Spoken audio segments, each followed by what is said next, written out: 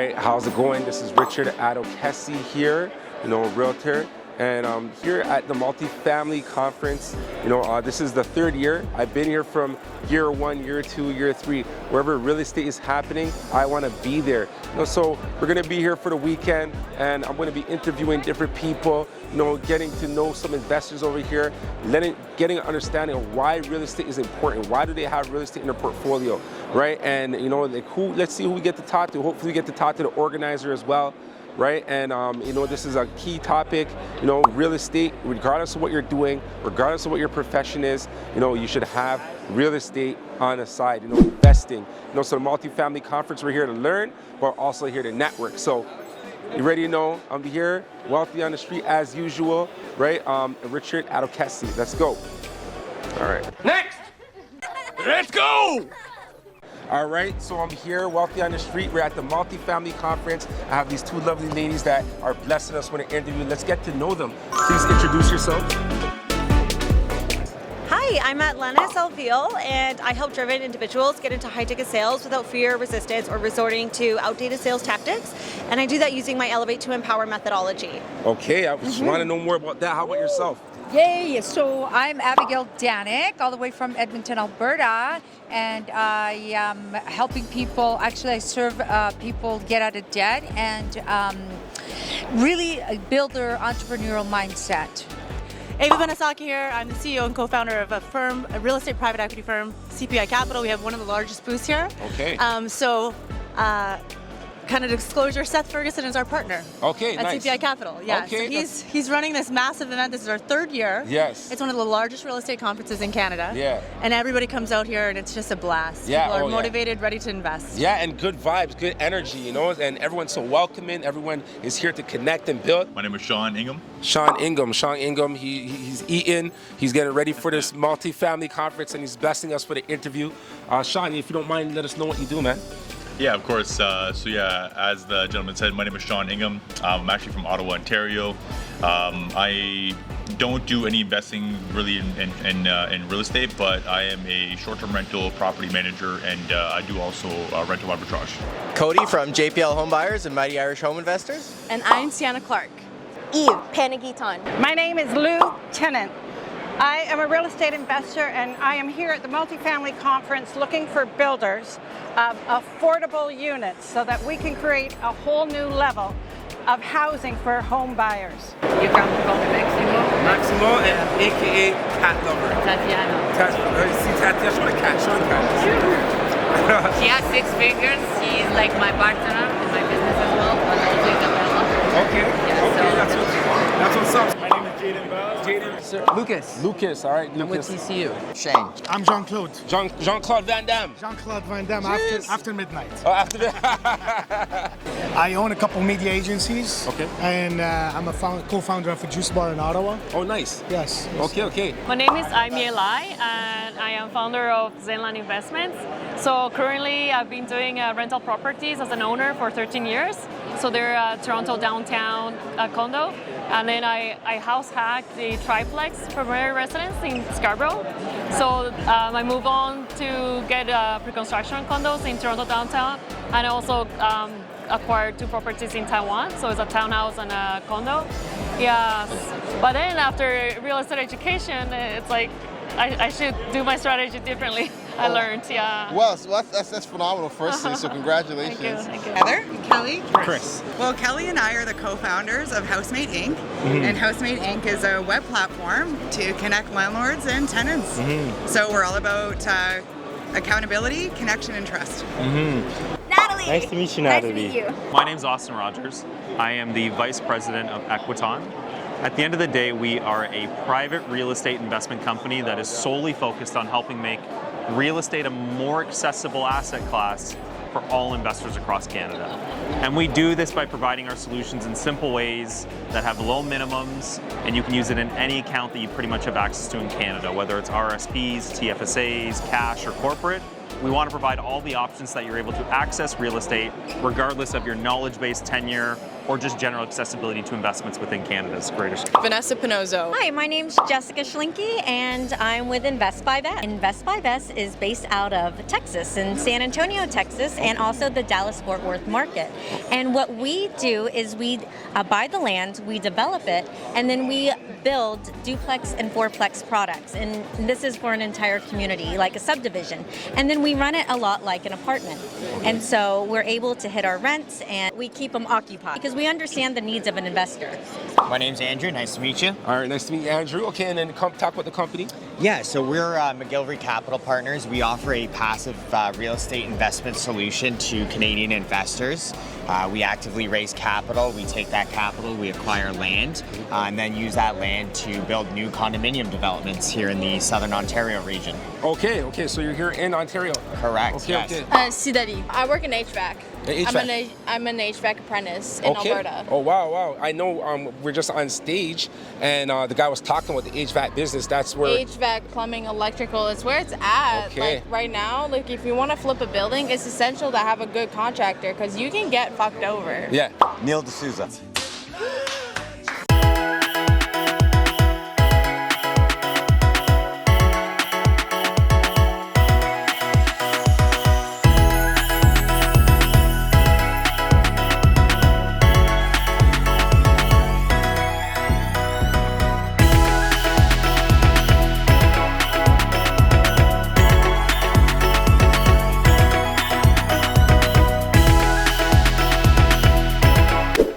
So I'm here, Wealthy on the Street. We're at the Multifamily Conference. I have these two lovely ladies that are blessing us with an interview. Let's get to know them. I know you guys said you're here to see Elena Cardone. Oh my God, our hero, Elena.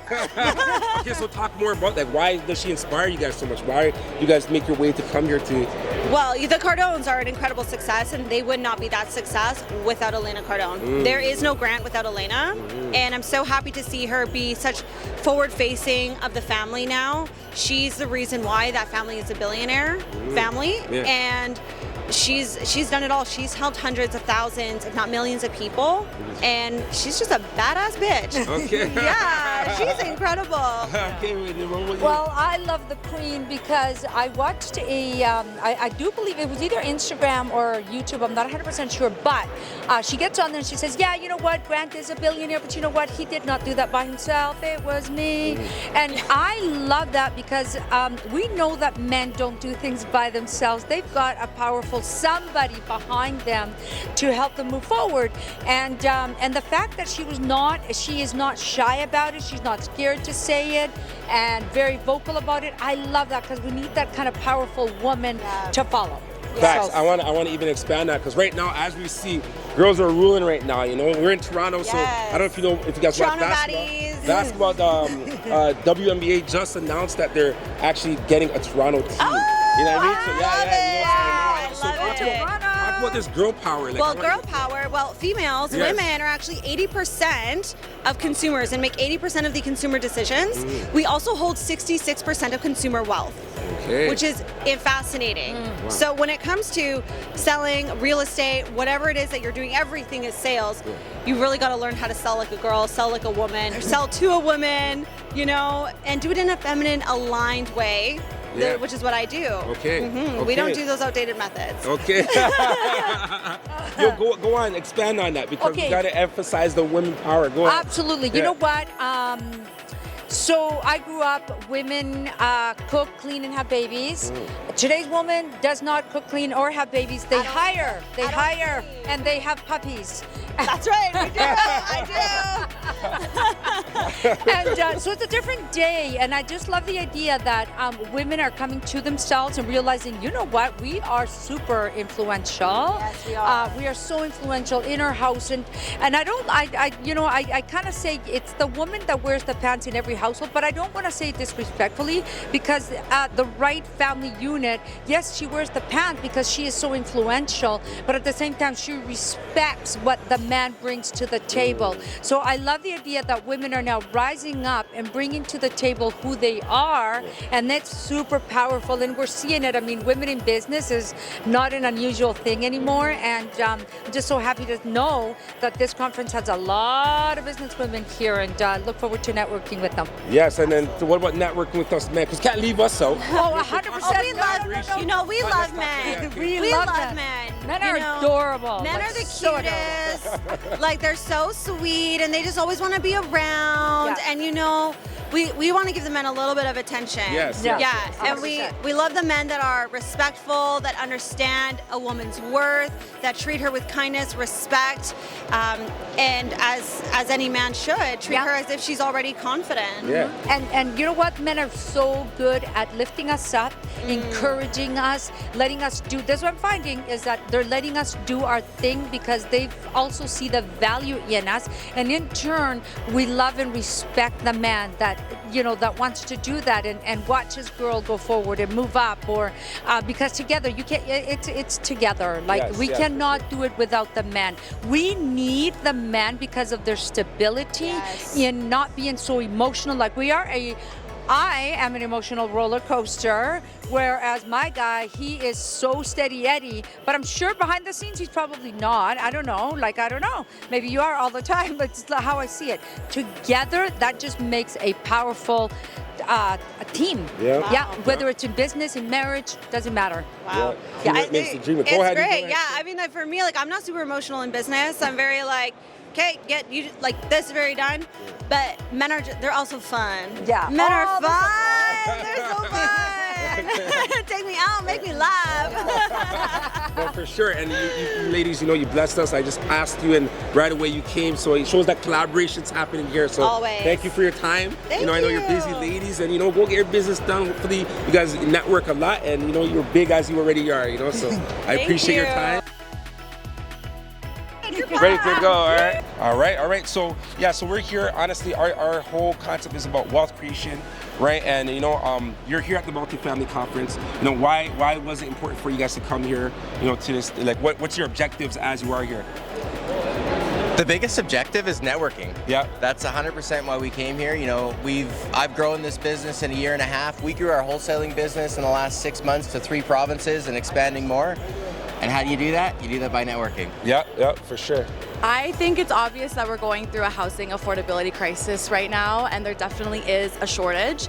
And I think one of the solutions is multifamily and building up. And the way to do that is investors and networking. And I think this is where to do it. So. Okay, it's amazing. And right now, we have this conference here. Obviously, a lot of people are here, capital raising.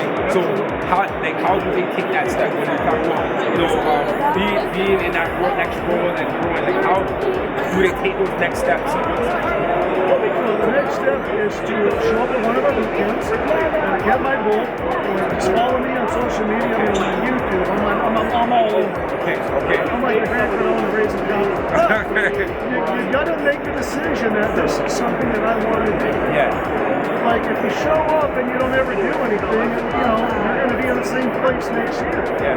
And so it's like I tell people, look, I'm here to help you make a decision. The word decide really means to kill off. So what are we killing off? We're killing off the indecision. We're drawing the line in the sand and saying, okay, I'm moving forward, I'm going to do this, and then you just start chipping away. It's like anything, you got to take action. Yeah, take action. Why are you at this conference? Definitely learn more to be able to properly flip the buildings, to be able to handle all the paperwork and really go in depth in understanding what's going on, basically. Yeah. Because if you don't know, you don't know. And then right now, where we're at, you said you're planning for next year. How do you make it bigger than it already is? Oh man, we haven't announced anything yet. But I've got some. Where's my phone? Anyways, it's backstage. I've got some pretty cool people that I've been texting with the past couple of weeks for next year. I can't say anything yet, but yeah, this year, if you look around, it's pretty big. But next year, it's going to be a lot bigger. All right, so we've got some big news for you. Yeah, that's amazing. Oh, this is so exciting, isn't it?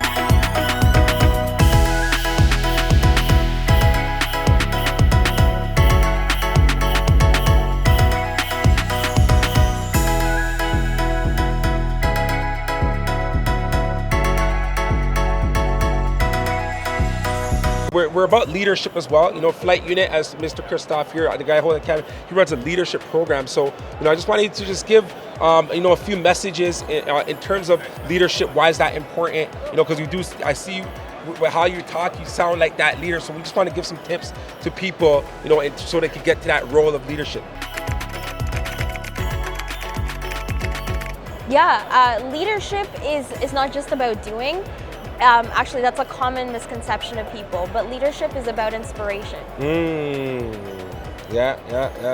And if you truly understand how to inspire someone's soul, not just what they want to do or how they want to get there, but if you know how to connect people, and connect with their soul and understand that the game is inspiration. And engaging it, not just throwing your life story and be like, I was a homeless person once, and you know, like kind of trying to see how you have to ease it in, but understand that inspiration is the biggest way for influence. And once you do that and you continue your trajectories to success, people will remember that. People will say, whoa, like, you know, you've come a long way since I last spoke to you. You know what I mean? And you never know, there's so many people that could be paying attention to you that you don't even know it, only because you've made a slight difference in their life of what you've said. Well, you made a difference in my life already. Leadership, because obviously this is not an easy task, but I see you're very poised, you know, so I want you to talk about how are you able to, you know, go through and do all this stuff, and I see you're expanding with Grant Cardone and all that. You know, like what are the steps that you're taking? What advice can you give to our people? Yeah, you mentioned leadership. It's all team. It really is. Because like a conference like this, we talk about real estate deals. I could do way more real estate deals, make way more money just doing real estate than doing this. The conferences are amazing fun, but it all comes down to the team. So, like from my standpoint, as the leader at the top, as the figurehead, I have to be able to assign tasks. I have to identify talent. I have to recruit that talent, and then I have to motivate them and make sure everybody's on track, set those KPIs. So, in terms of the past 3 years with our conference team, we have learned so much about what it takes to run a well-oiled machine. Literally, the team works on this event 14 months a year. We're already planning 2025 as of 2 months ago. So it's, you know, and we have so many different departments in there. We've got the sponsorship department, we've got the sales team, we've got fulfillment, we've got AV production, we've got all that type of stuff. So really figuring out the org chart is the foundation and slotting people in. But then the important thing in terms of performance is set KPIs. So what targets does the team have to reach, and then how do they do it? What are the systems and processes behind it? Because if you just hire somebody and say, hey, go do the job, is that going to work? You have to say, okay, go do the job, and this is exactly how you're going to do it. So we've had to build all of that stuff from scratch, because there's really, in real estate, nobody's doing events like this in Canada. So like, we're kind of learning at the forefront, but that's what it's all about. And my job, going back to leadership, I have to make sure, it's kind of like running any sports, whether it's basketball, football, hockey, you name it, soccer. I have to know which players to put on the field or on the court at whatever time. That's amazing. Hey, big time. I want you to talk about it, you know, because obviously you're in the leadership role. So I want you to talk about the importance of that, and you know what else you can share in regards to leadership. So leadership, I believe, is number one, setting an example. Number two, it's showing up every day and really inspiring and motivating the team. You know, the thing about leaders is, you know, they need to speak in to the people that report out. Meaning, you know, always tell them, great, chosen for this role because of certain qualities I saw in you that we didn't see in other people. Because what I found as a leader is people arrive to the expectations of the people. If you demand a lot, they will rise. If you don't demand a lot of your team, they're going to settle for mediocrity. So, you know, you just got to let them go. That's amazing. I don't think there's enough of us in those leadership roles, and even if there are, we don't really know. If you're not on this level already economically, you don't know where to look for these people, or you're not investing in these spaces. And so you still need those leaders who are learning and still coming back to these roles. Well, you couldn't just come here and just learn for yourself. So why are you coming here to teach others? It's important to give back. You know, like it's important to grow. You can't do it on your own, and you need a community to build it. To build it. So it's just what it is. You know. not everybody feels it, but it's like you. It's like I felt it. Yeah. I went through what I went through. My mom to this day still lives in Montreal. Wow. She lived with us. Yeah. And I didn't, like I said, I didn't believe I was able to, but when I could, I'm like, no, everybody needs to know that this is possible. Yeah, once you realize this is possible, now you gotta let everyone else feel that. Yeah, it's amazing. Yeah, I think it's everything. I mean, I have my team here with me. None of them would be here if you're not a good leader. You have to be able, as a leader, I think the most important thing you could ever do is sell the vision of what you're doing. Yeah. So right from when we started, when we had zero property, I told everyone, I'm like, in the first 3 years, we're gonna have 100 million of property. Okay. And maybe they believed it, maybe they didn't. But if you really can paint that picture for them and say, hey, here's the path to do it, here's what we're gonna do. If I just said, hey, and this changed for me a long time ago, but if I had just said, my goal is to have 1 million in property in 10 years, I wouldn't have a single person ever come. There's no room for their dream. No room, exactly. Yeah, so you have to build a big enough dream, be able to show them where their part in that is, and their dreams have to be able to fit inside of it, and have a clear path to do it, and lead by example.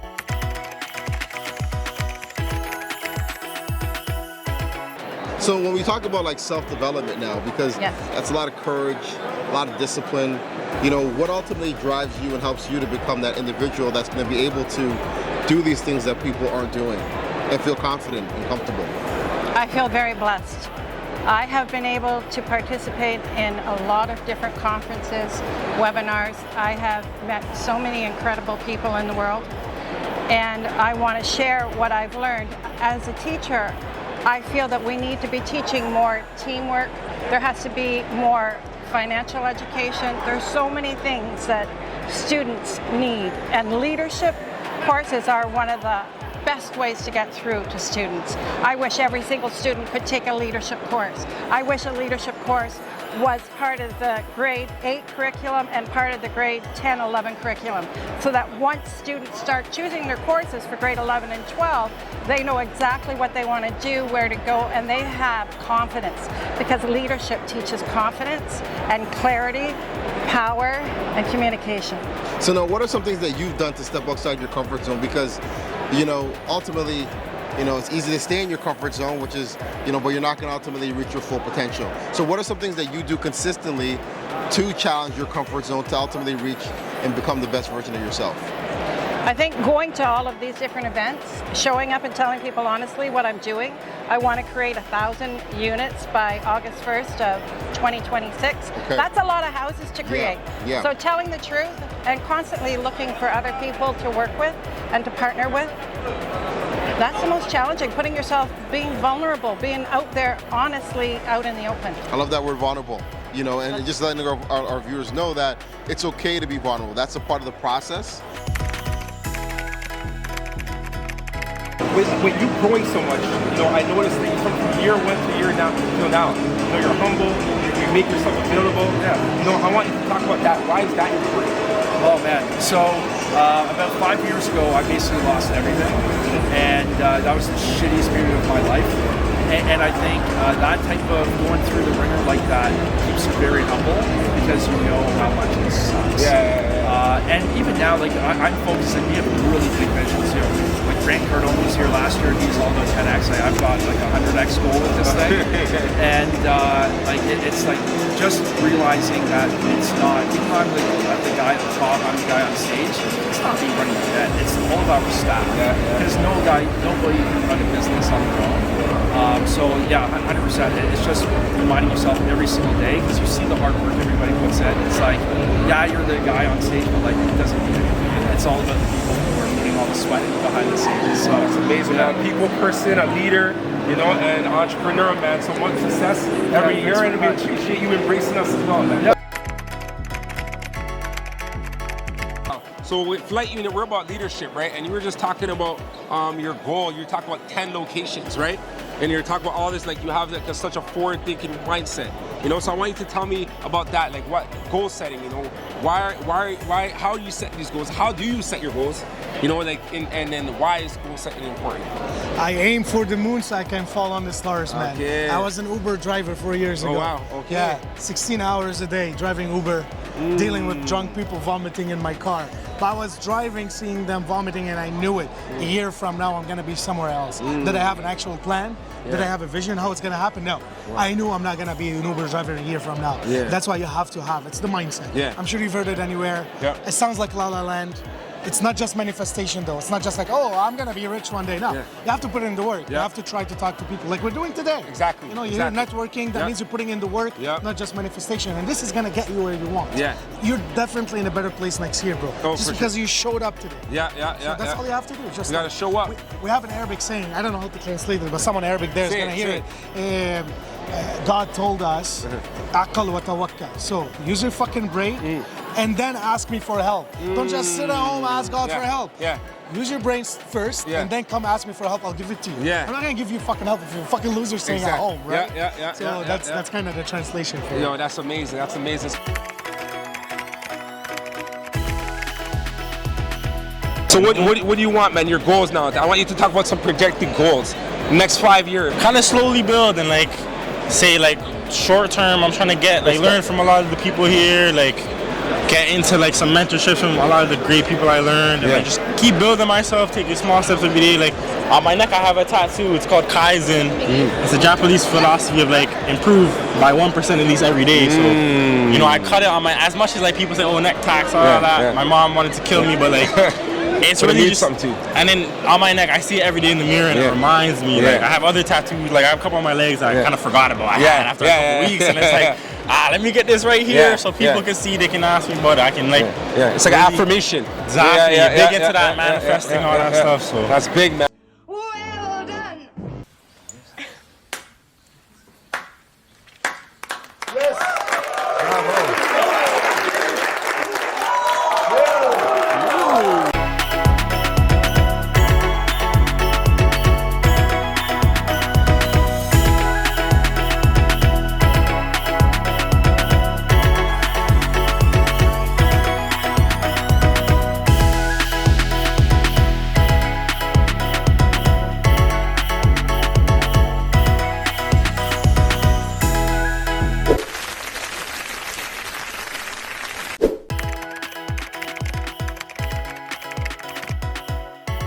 I'm actually like an investor myself within the real estate space. So we've been buying multifamilies for the past 4 years. We started with flipping homes out in Ontario, but it kind of slowly dwindled down when I realized that if I wanted to have an alternative strategy of a potential buy hold, I really didn't want to deal with Ontario regulations in terms of like understanding the nuances of being able to like, you know, convert units and stuff like that. I do think that there's a huge hurdle in terms of like maybe non-paying tenants and you know the way the laws are translated in Ontario. So I mostly focused my investment out in the provinces that are a little bit more landlord friendly. Such as? You know, New Brunswick. New Brunswick is a decent area. You know, you can get like right now on a high end, you can get $150,000 a door. But when I did enter in the market, I was buying multifamilies at $77,000 a door. And now we're able to refinance them at $150,000 a door. But ever since that the market really took a hike, I took that as a sign to focus on the wealth management side, which is now wealth accumulated from real estate. And so we're really just focusing on that as opposed to kind of growing the portfolio as of right now. Right now you're focused in these areas. So the main reason why you made a transition, you're saying, is because Ontario is not the really investor friendly right now. Is that? I think it's always been a tough market, and you can find areas in Timbuktu. To be honest with you, you can find areas in Timbuktu, but the problem with that is unless you're a local at the Timbuktu, it's going to be really tough for you to get the power team set up. Because they have a very local mentality. And if you've got an investor calling in and they know they're buying like all the buildings in their little town. You said that you invested for 4 years now, right? So you talked about having a power team. Can you tell me like what does your power team consist of? Like, you know, for people who are looking to invest, like what does your power team look like? A power team is no different than having really good relationships. You know, it's just translated to you have people that you can rely on, and at the same time you can be strict with. Yeah. That's really the difference between power team and having a relationship with somebody else is having that certain level of expectations, but still building those relationships. So that's really the key difference. Okay. And now that you know the difference, you know how to get into that relationship already. You know that a lot of people have been setting those foundations. It's not as hard as they think. However, the hardest part is putting your heel in and translating that relationship and be like, this is my serious phase.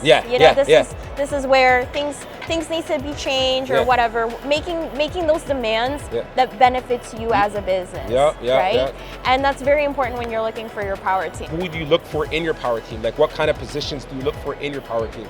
Like, I'm taking, for example, you're an investor or you're a realtor as well? Like, I'm just an investor. Okay, so is a realtor part of your power team? 100%. Okay, who else, if you don't mind listing off, who else is part of your power team? You know, what else do you look for, like, in your power team? I've got lots of realtors, not just one. Okay. We've got laws. Like, power team does not limit to one. So if you, and I don't mean that I'm cheating on my realtor in any way. I understand that there's value being given in different people, right? I do have a realtor that I am loyal to in a specific area or jurisdiction. Of course, absolutely, that exists because that's where the respect is reciprocated. However, for how am I building my power team, I'm essentially just finding investors like accountants, cross-border accountants, and now they're really my friends, you know, as many as possible, because you can really benefit from these conversations. I remember even when I was dabbling into US, just, you know, looking into it, and this was earlier on within my career, a lot of people are like, $500 to book a call with me, you know, $600, $1,000 to book a call, and don't worry, that's part of my retainer. We haven't even dated. I don't even know who you are. Exactly. If you're going to bring value from what you're offering, maybe you would know what they know already, right? Value for value, correct? And to be fair, that's okay, because sometimes not everybody wants to deal with strangers, and I totally understand that. I think I'm at a point with my career, it's like, I only like referrals at this point. Cold leads, I'm very like tippy-toey on them because I don't need cold referral. I can only do, there's a lot of people referring people to me. They bring people to me. I just get messages, you need to meet this guy. I'm like, who is this? You know, I do my filters so that people know what kind of people I really surround myself with.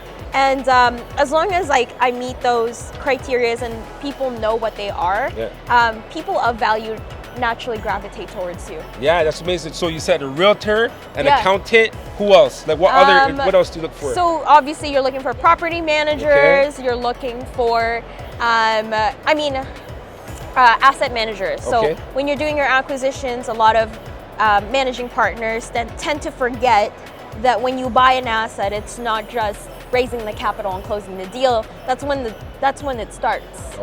So asset management is very important. Having someone who's extremely organized, whether that's a form of a VA or a partner or just a family member who wants to look at the bank statement every single month and make sure that what goes in is what goes out. You know, just those little nuances, because then it allows you to focus on acquisition, negotiation, networking. That's your specialty. Yes. Okay, I see. That's amazing. You were talking about, you're going in detail about your high ticket or something like that. Talk more about that.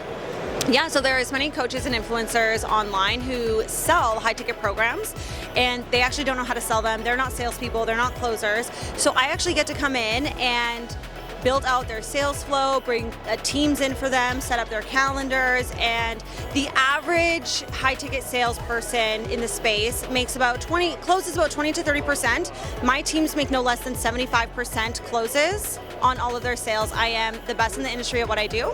Yeah, I am the high ticket sales queen. The high ticket sales queen, and you talk more about you, expand more. Okay, absolutely. So you know what? There's a lot of people that want to get into business or just want to live life a little bit freer than they are, but they can't because, 95% of Canadians are deep in debt. So what I do is I introduce them to a way. Canada has the most amazing laws with regards to consumer debt. I help people get out of like, oh my gosh, I mean, if you, let's say you owe $250,000 of consumer debt, and we're just talking consumer debt. I mean, we can bring that down to now you're only paying back $50,000 of that. Like, and so then once you do that, I mean, you actually can start living your life and then start doing the things that you actually want to do in life. So I do that. And then what I do is there's a foundation. We all have a financial house. The foundation of the financial house is the ability to make money. But if you're deep in debt, you can't do any of that. You can't even think about that. Or what if you get sick or injured? Now, who's going to look after things if you're an entrepreneur? So I look after that as well, as protecting that financial house. I want you to talk more about your capital firm. Please let us know more. Really exciting stuff. So we're Canadians. Okay. And we're one of the leading companies in Canada that actually help assist Canadian investors to access U.S. real estate as an investment. Okay. So we've really streamlined the process. There's a lot of pain points that exist for Canadians investing across borders. Yeah.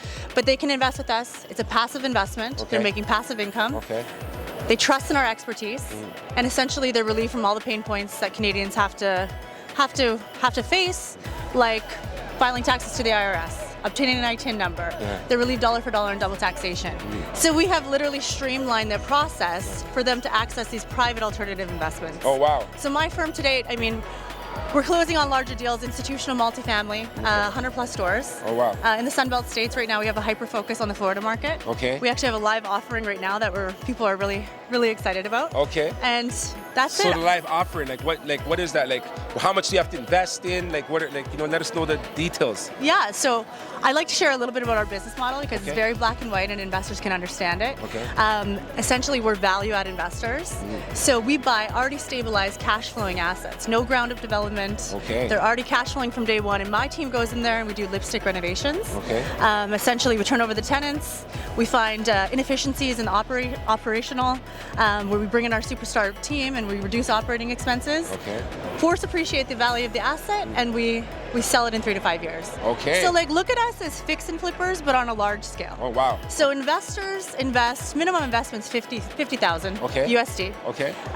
They can expect to receive cash flow distributions, Okay. monthly or quarterly. Okay. And then our goal is to double their money in 5 years. Wow. Over double their money in 5 years on this particular deal. Wow. Yes. So how long have you guys been doing this for? I co-founded the company in 2020. Okay. Yes. Okay. Yeah. that's when COVID hit and everything was stopped, but she was going. We were going. We have close to 1,000 doors, just about 1,000 Wow. doors. Once we close on this deal, Yeah. we'll hit over that 1,000 door mark. Wow. But we didn't buy real estate for the last 22 months. Okay. And I'm going to be talking about this on stage today. Okay. Why is that? Because numbers weren't penciling out, interest rates increased. Okay. We are risk-adverse, market opportunistic investors. And we just didn't feel comfortable. We don't have to do a deal to keep the lights on. Yeah. We're a boutique real estate private equity firm. So we decided to just take it easy, wait till all the turbulence in the market kind of slowed down. Yeah. And now we're really at that Goldilocks time where it's time to buy some real estate. Okay. Yeah. So with criteria though, like what are the check marks that you have to see to say, okay, this is something that I'm gonna pursue? Yeah, in our buy box, we're looking for cash flow from day one. Okay. We're looking for value add component. Okay. Has to have a value add component. Again, nothing crazy. We're not ripping out any walls or doing anything like that. We're just doing lipstick renovations. Okay. And it has to be in certain markets that have growth metrics. Okay. It's all about following the data. Yeah. Job growth, population growth, Yeah. income growth, rent growth. Yeah. If you follow the data, you're pretty much bound for a successful investment. Okay. Yeah. Okay, Yeah. so my team, I mean, I'm not the expert in numbers, but Yeah. my team is. Okay. And we do underwriting that, just investors just get very impressed, builds a lot of trust. Yeah. And that's where we're at. Okay, so you talked about the U.S. because I know right now that's the place to go. Over here, I'm a real estate agent as well. Okay. So I know properties aren't really cash flowing over here. So is that why you guys decide, okay, we're going to focus in the U.S.? First of all, it's very business friendly. Okay. There's certain tax advantages. Okay. It's landlord friendly. Yeah. We don't have to pay $30,000 to get a tenant out of the property. Wow. When the lease expires, Yeah. the tenant moves out. Okay. So there's certain strategies like that. So it's in favor for landlords? Yes, Yeah, okay, absolutely in okay. favor for landlords. Okay. Just the growth. The state of Florida has a larger economy than the whole country of Canada. Oh, wow. Right? So we have a hyper focus on Florida. We do own properties in Texas. We do own properties in South Carolina. Yeah. But right now, Florida is just the place to be. There's 250,000 people moving to Florida this year alone. Wow. Fortune 500 companies, they're placing their headquarters in Florida, where there's jobs people follow. Yeah. So there's all kinds of reasons why to buy in the U.S., but Yeah. it's sunny too. I mean, migration patterns show that people move to where it's nice weather. Right? So but most importantly, no rent control. Yeah, it's that, Right? yeah, that's a big. I know It's huge that- for yeah, us. yeah, In our yeah, business model, cap rates are higher Mhm. in the U.S., meaning that the rent-to-value ratios are more favorable. Okay. Right? So you're buying your properties at a much lower price and achieving higher rents. Okay. Right? So And then for investors that are here, do they have to go there to like just view the thing, or you guys let them just see everything from here? Like they don't have to leave Canada to go to Florida in order to invest, right? They could stay here like and invest in after you guys, I guess, like turnkey. They just put their investment in and then. that's the beauty of it all. Okay, good stuff. The beauty yeah. of it all is people who are busy professionals. We partner with accredited investors, business professionals, Yeah. accountants, lawyers, people who they don't understand real estate. They Yeah. want to understand it Yeah. because real estate's one of the best investments out there. Yes. Everybody wants to invest in real estate, Sure. but they don't understand it. So they're like, "You're the expert. Yeah. You help me. Yeah. Make it streamlined. Yeah. I don't want to have to deal with filing taxes to the IRS. I don't want any pain points. Okay. I want to write a check. Yeah. And I want to sit back. I want you to deal with everything Nice, for nice, me. nice. So that's what my company does. Okay. We've really streamlined it. Again, we're one of the leading companies in Canada that has really cracked the code, I'd say, Wow. when it comes to Canadians being completely hands off Yeah. and making, above 20% returns. Wow. A lot that's of people serious. put their money in the stock market, Yeah. and Canadians particularly are so happy with 6 to 8% Yeah. return on their capital. Yeah, for sure. That's a good number, right? It's a good number, Yeah, but yeah. diversify your portfolio. Yeah. Put a little bit of money here. Yeah. Put a little bit of money there, Yeah. and just have a well-diversified. And you're saying the risk is low as well? Well, here's what I Because always say: you're backed by a tangible asset. Yeah. Right? Yeah. Investors always say, Ava, what's the worst case scenario?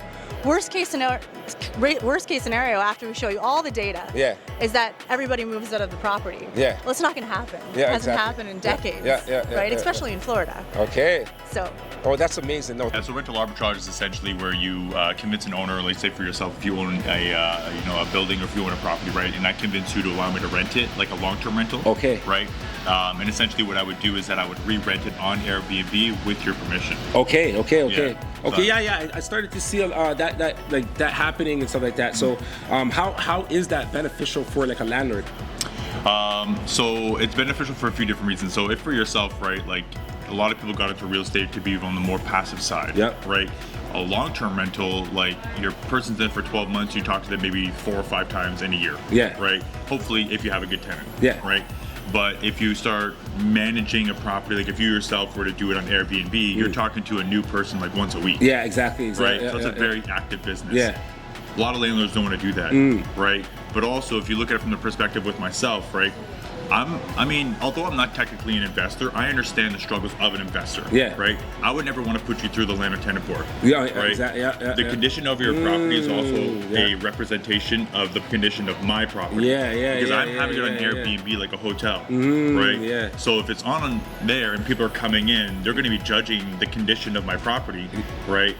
Your property needs to stay in spick, span, top-notch condition all the time. Yeah. Right. Yeah. So the benefits that you have is that you get the benefits of a long-term rental. Yeah. And you get the benefits of a property manager. Yeah. So not only am I renting your property, but I'm also managing it for you. Okay. So right now, I get what you're saying because over here, you said you're based in Ottawa, you said, right? So I live in Ottawa, yes, Okay. but I have 34 properties in over 13 markets. Oh, wow. Right. Okay. So, yeah. Okay. Because I see the benefit because obviously, as a real estate agent, it's a headache with these tenants. Of course. Right. So you're pretty much like the ideal tenant. In a sense. Essentially, yeah. Okay. It would be the ideal tenant, but it would suck also if municipalities, their ordinances change or like bylaw changes. Yeah. If we're in an area like for me, what I have is a standard lease agreement, right? But I also have a lease addendum. Okay. Right. The lease addendum essentially states that you're aware that I do short-term rentals there. You're on the up and up. I'm not lying to you, right? Yeah. But it also has a clause in there that if, for example, that ordinances were to change in a municipality or a county, right? within 30 days, I'm allowed to vacate the property. Okay. So pros and cons. Yeah, right. yeah, Because if I can't make money, then I can't pay you. Exactly. Right. Exactly. Yeah. So yeah, that's so essentially. So when it comes to rental, do you rent it for like the same price, or do you give like the landlords a little more because it's a business for you? Like, do you rent it for higher than what the average rents are, or I mean, the question goes to you. Let's say you were the person on the arbitrage side. Would you want to pay more per month than typical rental? No. Exactly. Yeah. Right. So although yes, it's like a business and I'm going to be making money. Yeah. However, at the end of the day, I'm still a tenant. Yeah. Yeah. Right. Yeah. So why should I pay more than most tenants? Yeah, that's true. That's true. Right. Yeah, So look at it from that perspective. Yeah. In addition to that, I'm going to keep your property in way better condition than Yeah. you would. Yeah. So maybe I should get a discount. No, I hear you. I hear you. Right? And then you furnish Yeah, the yeah. place. I take it. I would furnish it myself. Okay. Yeah. Okay. Yeah. Okay. So in my portfolio, out of the 34 units, right, I have 30 properties that are on property management. Okay. So I manage it professionally on your behalf, right? Yeah. And then you can get a cut out of it, right? Okay. So you don't have to just only to have a tenant who's going to be staying in the property, aka me. Uh-huh. You can also just have multiple tenants, and you still don't have to deal with the day-to-day. I deal with that. Okay. That's property management. Yeah, Right. yeah. But then I also do rental arbitrage. Some people just don't want that at all. Okay. Some people like, even though like I can make more money, I don't want to have to worry about it. Yeah, Right. yeah. I just want my same monthly payment every single month, like consistency. Yeah. Right.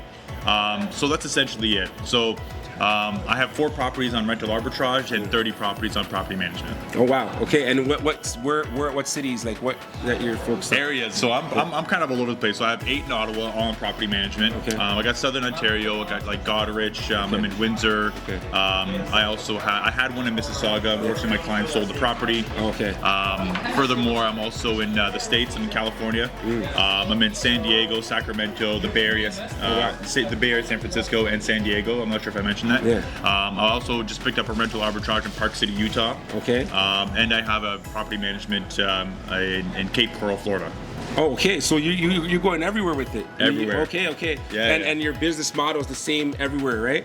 Yeah, so for us at the end of the day, like most people want to make more money, right? That's kind of what the premise is, right? They want to make more money. Yeah. So short-term rentals is where a lot of people make more money. Yeah.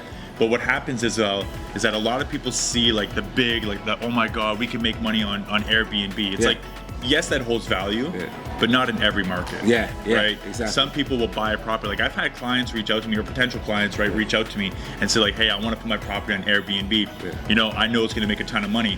I run the numbers and I'm like, you're going to make more money on a long-term rental. Okay. Right? Yeah. So it does depend on a few different factors. So we do analyze properties before we take them on because I want to make sure I'm not wasting my time and I'm not wasting yours. Exactly. Yeah. Right? We also help people in buying real estate who want to purchase a property and say like, hey, is this a viable investment for short-term rental? Okay. My first question is this.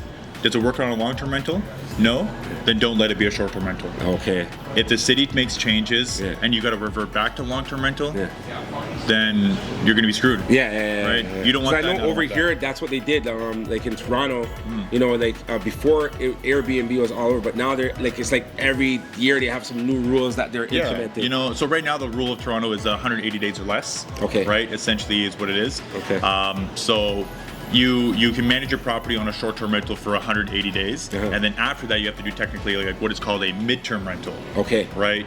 But on a midterm rental, if everyone says that, you know, we're going to do short-term rental in the summertime, right? But then we're going to do midterm rental in the wintertime. Yeah. Well, how much midterm rentals are going to be coming up in the market come October? Yeah, not you know, all of them. Oh yeah. Right? Okay. Like, I mean, a lot of them are, right? Okay. Yeah. So it's just going to be very. It's going to be very. Okay, difficult. so it's seasonal. I get what you're saying. Yeah. Okay. Well, it's like in wintertime in Toronto, Yeah. right? It's like it's not the greatest market for short-term rental. I mean, Exactly. in Canada, it's how it's like that, right? Yeah. Unless like you're in an area where you're near a ski hill. Or something, like Blue right? Mountain or something. Exactly. Blue Mountain, Collingwood, or the areas around it. Yeah. Go ahead. Some people. It's all good. It's all good. Yeah. So essentially, like what happens is that in those areas, right, where like it's seasonal, you have to have a reason as to why people either go to your property or they go to the area, and your property just happens to be the nicest one. Yeah. So some people, what they'll do is that they just like kind of put like, you know, grandma and grandpa stuff inside their property, you know, Kijiji stuff in their property, and they expect to make money, and then they question why why is my property not occupied? Well, I mean, It's not furnished well, you know, proper, yeah. let's look at Tinder for example, right? Yeah. You think the ugly guys are the ones getting swiped on? No, right? They're the ones complaining that no one's swiping on them, right? Exactly, even like the kind of decent looking guys, even some of the good looking guys are not getting swiped on, right? You have to be like the top notch, like next level, like the greatest looking. You know, people have to see your personality in photos. You can't have just all selfies and you're a good looking guy. You'll get some girls, right? But you won't get a lot of them. Exactly. You know, if you have like yourself, like you're on a Sea-Doo, you're in a truck, you're in a dune buggy, you know, you show life, you're on a horse, you know, people see that personality, they're like, oh my god, I want to date this guy. Your property's got to be the same thing. For sure. No, You I know get what I you. So what about a case where you go and you do an agreement with the landlord, say a year lease, and then you don't get short-term rentals? Like, what do you do in that case? Do you still have to commit to that 1 year term, right? So yes, I mean, I would never put myself in that situation because I mitigate my risk by doing my research beforehand. Okay. Right? Like, this is like what I'm saying for my clients, right? If you want to buy a property, let's run some numbers first. Same thing with me. Okay. I'll never take it right to arbitrage unless like I'm more or less like 99% guaranteed that I'm going to make my money back. You know? So like I do a confidence level, right? Okay. I can do 120% confident. Like I'm confident at 120% we're going to make this amount. Here's 100% confident that we're going to make this amount. And then like best case, expected case, worst case. And then that's what I give for myself. I do the same thing for my clients. Okay. So if I go into a property where I do a rental arbitrage, right, and I'm ready to commit to you, it's because I already did a bunch of research on your property. Okay. Right. And you show them the numbers, they're okay with it and everything like that, because at the same time they know that you're going to be keeping the place for a long term. Right? Yeah, but I mean, so most landlords, they don't really care about the numbers, to be honest. They just want to know, like, hey, are you going to pay the bills? Right, exactly. Hey, are you going to pay? Yeah, I am. Okay. Well, what guarantee do you have that you're going to pay? Well, I'll tell you, I'll pay first and last, but I'll also pay you a third month too. Okay. Right? But here's the other side of it. So that's if I want to do like just single family homes and stuff like that, which I picked up a couple. Right? I know some people that are going into apartment buildings, right? If you're looking at an 80-unit building, like for example, this is a multifamily conference, right? If you look at most lenders, especially in the States, right? They're allowed in their mortgage, like in in what they signed up for, 15% of their building is allowed to be on short-term rental. Okay. Right? So if you're looking at, let's say again, like in, say a 100-unit building, right?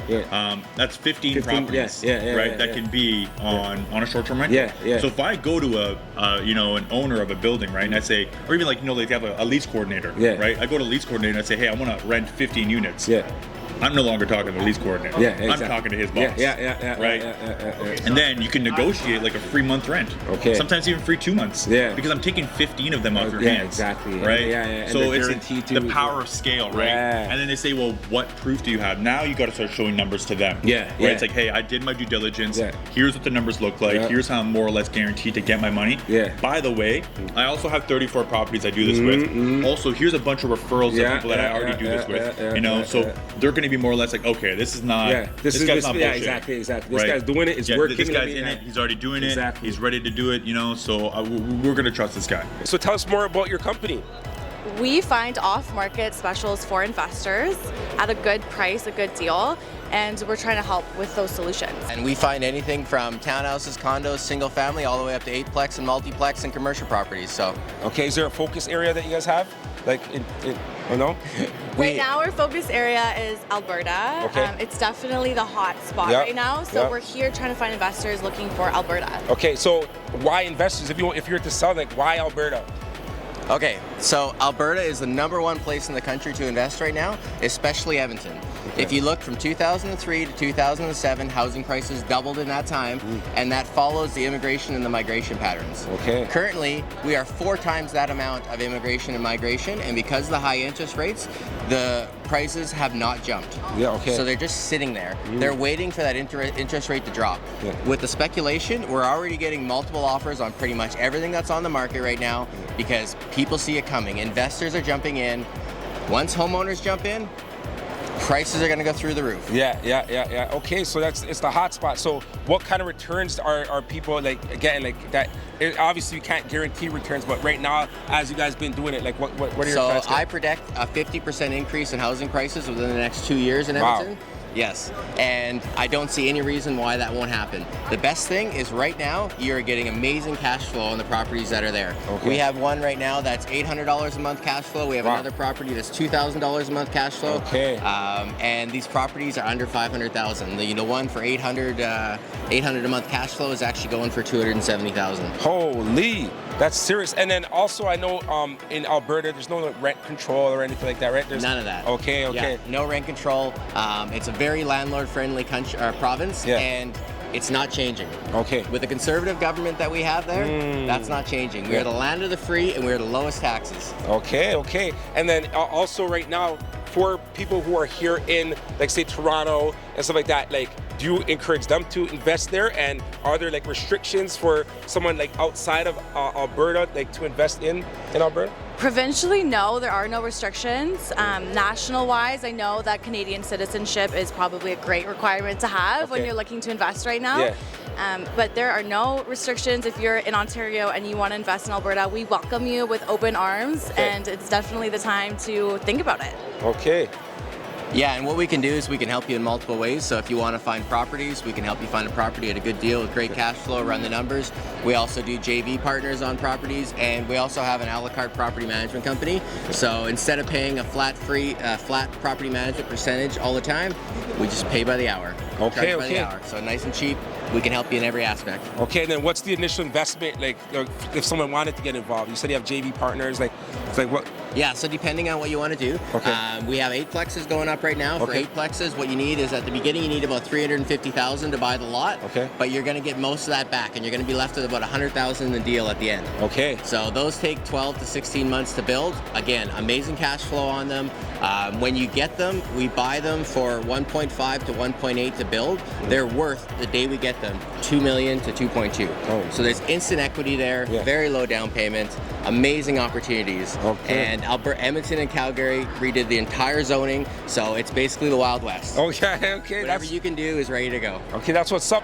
So now, why is this it sounds like it's more of a passion project than it is anything else, because you're very passionate about this project. So can you sort of speak to our viewers at home to sort of let them know why you're so enthusiastic about this project? Yes. For 29 years I was a teacher, and I helped people with their careers. Now I help people with housing, and there just is not enough available for people to live. I cannot stand having people evicted and having nowhere to go. So I am trying to help revolutionize housing, working with other like-minded individuals, other builders, designers, planners, and community planners to try and create a level of housing that is currently not in existence. So do you think this is an achievable goal in regards to, what do you think is necessary in order to get this project to make it solvable? Because like you said, a lot of people do not have housing to live in, and there is a homeless crisis that we are seeing. Right. So do you think this is a solvable problem? And how, if so? It is absolutely a solvable problem. Absolutely. There is a lot of different units being built. A lot of them are modular. And so I am looking for a builder who is creating homes that meet code and that are also carry-on warranted for us here in Ontario. Okay, so and do you want to stick only in Ontario, or do you want to ultimately be able to expand across Canada? Ultimately, I want to be all across Canada and available in the USA. Okay. I am looking at people who are building all around the world currently. I am seeing what other people are doing and taking the best of the ideas and combining them and creating the best product out there. Okay. The very best product in Canada. Okay. Yeah. So it sounds like you're going to be a leader in terms of this initiative. I would like to be, yes. So how do you feel in regards to taking on a cause that there's not really a mold that you can sort of follow? You're ultimately being a pioneer and ultimately creating this path forward. I do believe that God has put me in this position to do what I can to fulfill my deepest potential. Okay. I have been put here on the planet, and I've got all this energy and time, and that's what I want to do. I think people yesterday they watched me with Isabella, and today I'm bringing Tatiana. My point is now how much attention people take into the head. So my idea is to start a new vision as a marketing team based on the human being and base. So from that side, today and yesterday I built a big connection I never had that kind of connection with people from a different sector, real estate and banking as well. So I'm happy. What I can say from my different perspective, I'm doing what?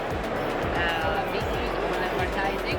You know how many eyes will go when you have a bit in your shoulder, or you're making any business like a picture or any kind of advertising with a different company. It's going to be amazing. That's my vision already. Okay. So you're passionate for cats. Why do you have such a love for cats? That kind of cat you can say, no, I have Isabella, and Tatiana, they are my therapy cat, emotional support. At the same moment, they are my business partner. Based the way I treat them and the way I treat them to present with people, you can see that how they are emotional support, well behaved, and they just know people and walk with me around, and even we talk about Okay. So what words do you want to get out to the audience? We want to put this out on our social platforms, and we want to showcase some words we're trying to do. First of all, I would like to say thank you for that conference. That's the most important thing. I really advise everybody to register. Not this year, next year. It's one of the things you can build your long connection. The second thing, now I have so many opportunities to support my idea and my company with so many people here. And at the end of the day, I can say there are so many projects going on, and I would like to show it to the people as soon as possible. As I start with my beautiful cat, Isabella and Tatiana. Okay, all right. I deal with families, mainly in the Durham area, and also within the Black community. The whole reason why I got into real estate was to educate people on real estate, how to build wealth for your family, work and get sick. Oh wow! And so I came from a place where I never thought I could even do real estate or even get into it. And when we finally purchased the first home, I said, you know what, I'm going to show people how this can be done and how they can use this and leverage it to build. Yeah, that's amazing. And the next generation. And the next generation. Yes. Yourself in mortgages? So mortgages, yeah, mostly residential mortgages from A lender, B lender, private. Okay. It's a American network, so we have actually several. Yeah, so I hear you talk about your community, you want to educate your community. Why is that important to educate the Black community in real estate? Because that's something that I'm passionate about as well. I want you to understand why is that important. I think we're looking at when it comes to understanding the finances and financial literacy piece, especially when it comes to real estate and owning a home, because people are always thinking, it's my dream to own a house, not really realizing what's involved, the cost that's involved in owning a house, and then people stop there. They don't actually go the next step and say, well, I could actually use this real estate and build a business or buy more real estate and then build a business for my family. So I think it's just really important to educate people. I see people asking the same questions everywhere I go. And so I'm like, you know what, let me use my platform. What are those questions? What kind of questions are you asking? Well, a lot of people, the first question is, how do I afford to get a house? People aren't really looking into the different strategies, which is why we have to talk about this, to learn from people who are doing something like this, so we can take the strategies back and share it. Yeah, that's amazing. And I want you to talk about bringing the young one. Why was it important to bring your child here with you? Just similar to your last question, it's about generational wealth and building something for the next generation. Especially in our community, our kids tend to start at ground zero, right? And so, yeah, and there's no savings, there's no inheritance, there's no anything for the next generation. Parents aren't even able to provide their kids with a down payment like some other families, right? Just to get the first start in real estate. So we want to set up our next generation to come to these type of conferences to learn about real estate investing. For us, investing on a bigger scale, we come here as well. But having this little guy here, last year he was here when he was in the Silicon Valley. And then this year he's here, we brought him again. So it's technically his second year here. Nice. He's growing up to that. There's a lot of people that they'll grow their kids up in sports. You guys are growing them up in some investment and real estate and all that stuff. That's amazing. TCU, tell me what's TCU? What's that mean? TCU is an Ottawa-based developer. Okay. Now we're focused on the multifamily, attainable property. So not affordable, not luxury, right in the middle at attainable. Most of our tenants are in that 20 to 40-year-old, kind of priced out of the real estate market, can't get approved at 7%, but they're fine with an affordable rental. Okay, so this is a rental property, like it's the building's a rental building? Or? Yeah, so the most recent one we're doing is, you can't really see it, but it's a 311 unit apartment building right there called Solid Aviation. Okay. Now, the minimum investment here is $250,000. So we're only dealing with accredited investors. Okay. But you're getting access to our CEO, our finance team, our construction team. You can ask all those questions. So it's very common that someone invests with us, they get their return, 103% over 4 years, but they're also learning along the way how to do those CMHC applications, how to do those zoning bylaw agreements, right? So not only are you getting return, you're getting education. Okay, so $250,000 is what you have to put down. $250,000 right now. That may change, but right now that's what it is. Okay, so you're pretty much buying the whole unit. So it's not a condo, it's a purpose-built rental. So you're getting an equity stake inside of a limited partnership. So we're the general partner, investors the limited partner. We pay a return to the limited partner. How often? Like what's the frequency of the payment? So this project, the one I told you about, is 4 years. Okay, 4 years. So you don't get paid until 4 years? 4 years. But do you give it like any, like how some people give like a dividend or something like that every quarter? The dividend will start once it's built. Because initially, we're using all that capital to build it. There's no tenants in there because it doesn't exist yet. I got you. But once the tenant's in, then we start paying the cash flow. If you decide to stay in the project. If you want your payout, you just want to roll that 103% into another project, you can do that too. Okay. So 103%. So you're pretty much just getting 103% on top of what you put in. Yeah. So break down the numbers. So 250 after 4 years. What are you getting back? Looking at about 530,000. Okay, but that's not a guarantee. That's kind of like. I would say only a GIC is guaranteed. Exactly. Right? But in real estate, you take risk, you get rewarded. Exactly. Development is kind of at that higher risk level of real estate. Returns are higher. They line up. But when people say, it's high risk, this and that, I point to our track record. We've done 93 projects, all in Ottawa. We know the councillors now. We know what the city wants. When we put together an application, we know they're going to approve it because we've done it 90 times. Right? So it's who you partner with. Right? Okay, so you guys have 90 buildings in Ottawa? Yeah, 90 projects completed. Done. Buildings like this one?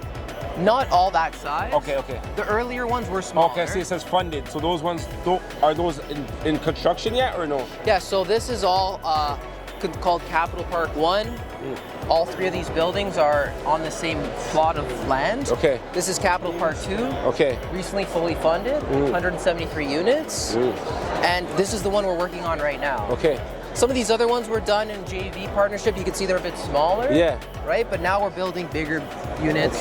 You might start with 5-plex, but you want to get 30, 60 over time, right? Exactly. So for the people who are looking to create wealth and build, why is this? There's a lot of other stuff, but why is this stand out? What's the key thing here that you're saying, okay, this could help assist in wealth creation? Well, the big way we differentiate our projects versus other projects is that we monetize our amenity space. We don't even put those in the numbers, but we're going to have the blow dry bar for the women. We're going to have a small convenience store. We're going to have a coffee shop, a place to work remote. All accessible for a small fee. Right? There's even going to be car rentals. You know how expensive it is to own a car now, right? So the tenants will be able to access those cars whenever they need. And then as they do that, and they put in is shared amongst all the partners? Like the revenues are shared? Is that what you're saying? So as they rent cars, as they do all these different amenities and stuff like that, and they have a fee. As you know, rental buildings are priced based on a cap rate. Right? The lower the cap rate, the higher the price. So if we're generating more and more revenue, we're going to be able to realize a lower cap rate and a higher valuation. That's going to increase returns over the life of the project. Okay.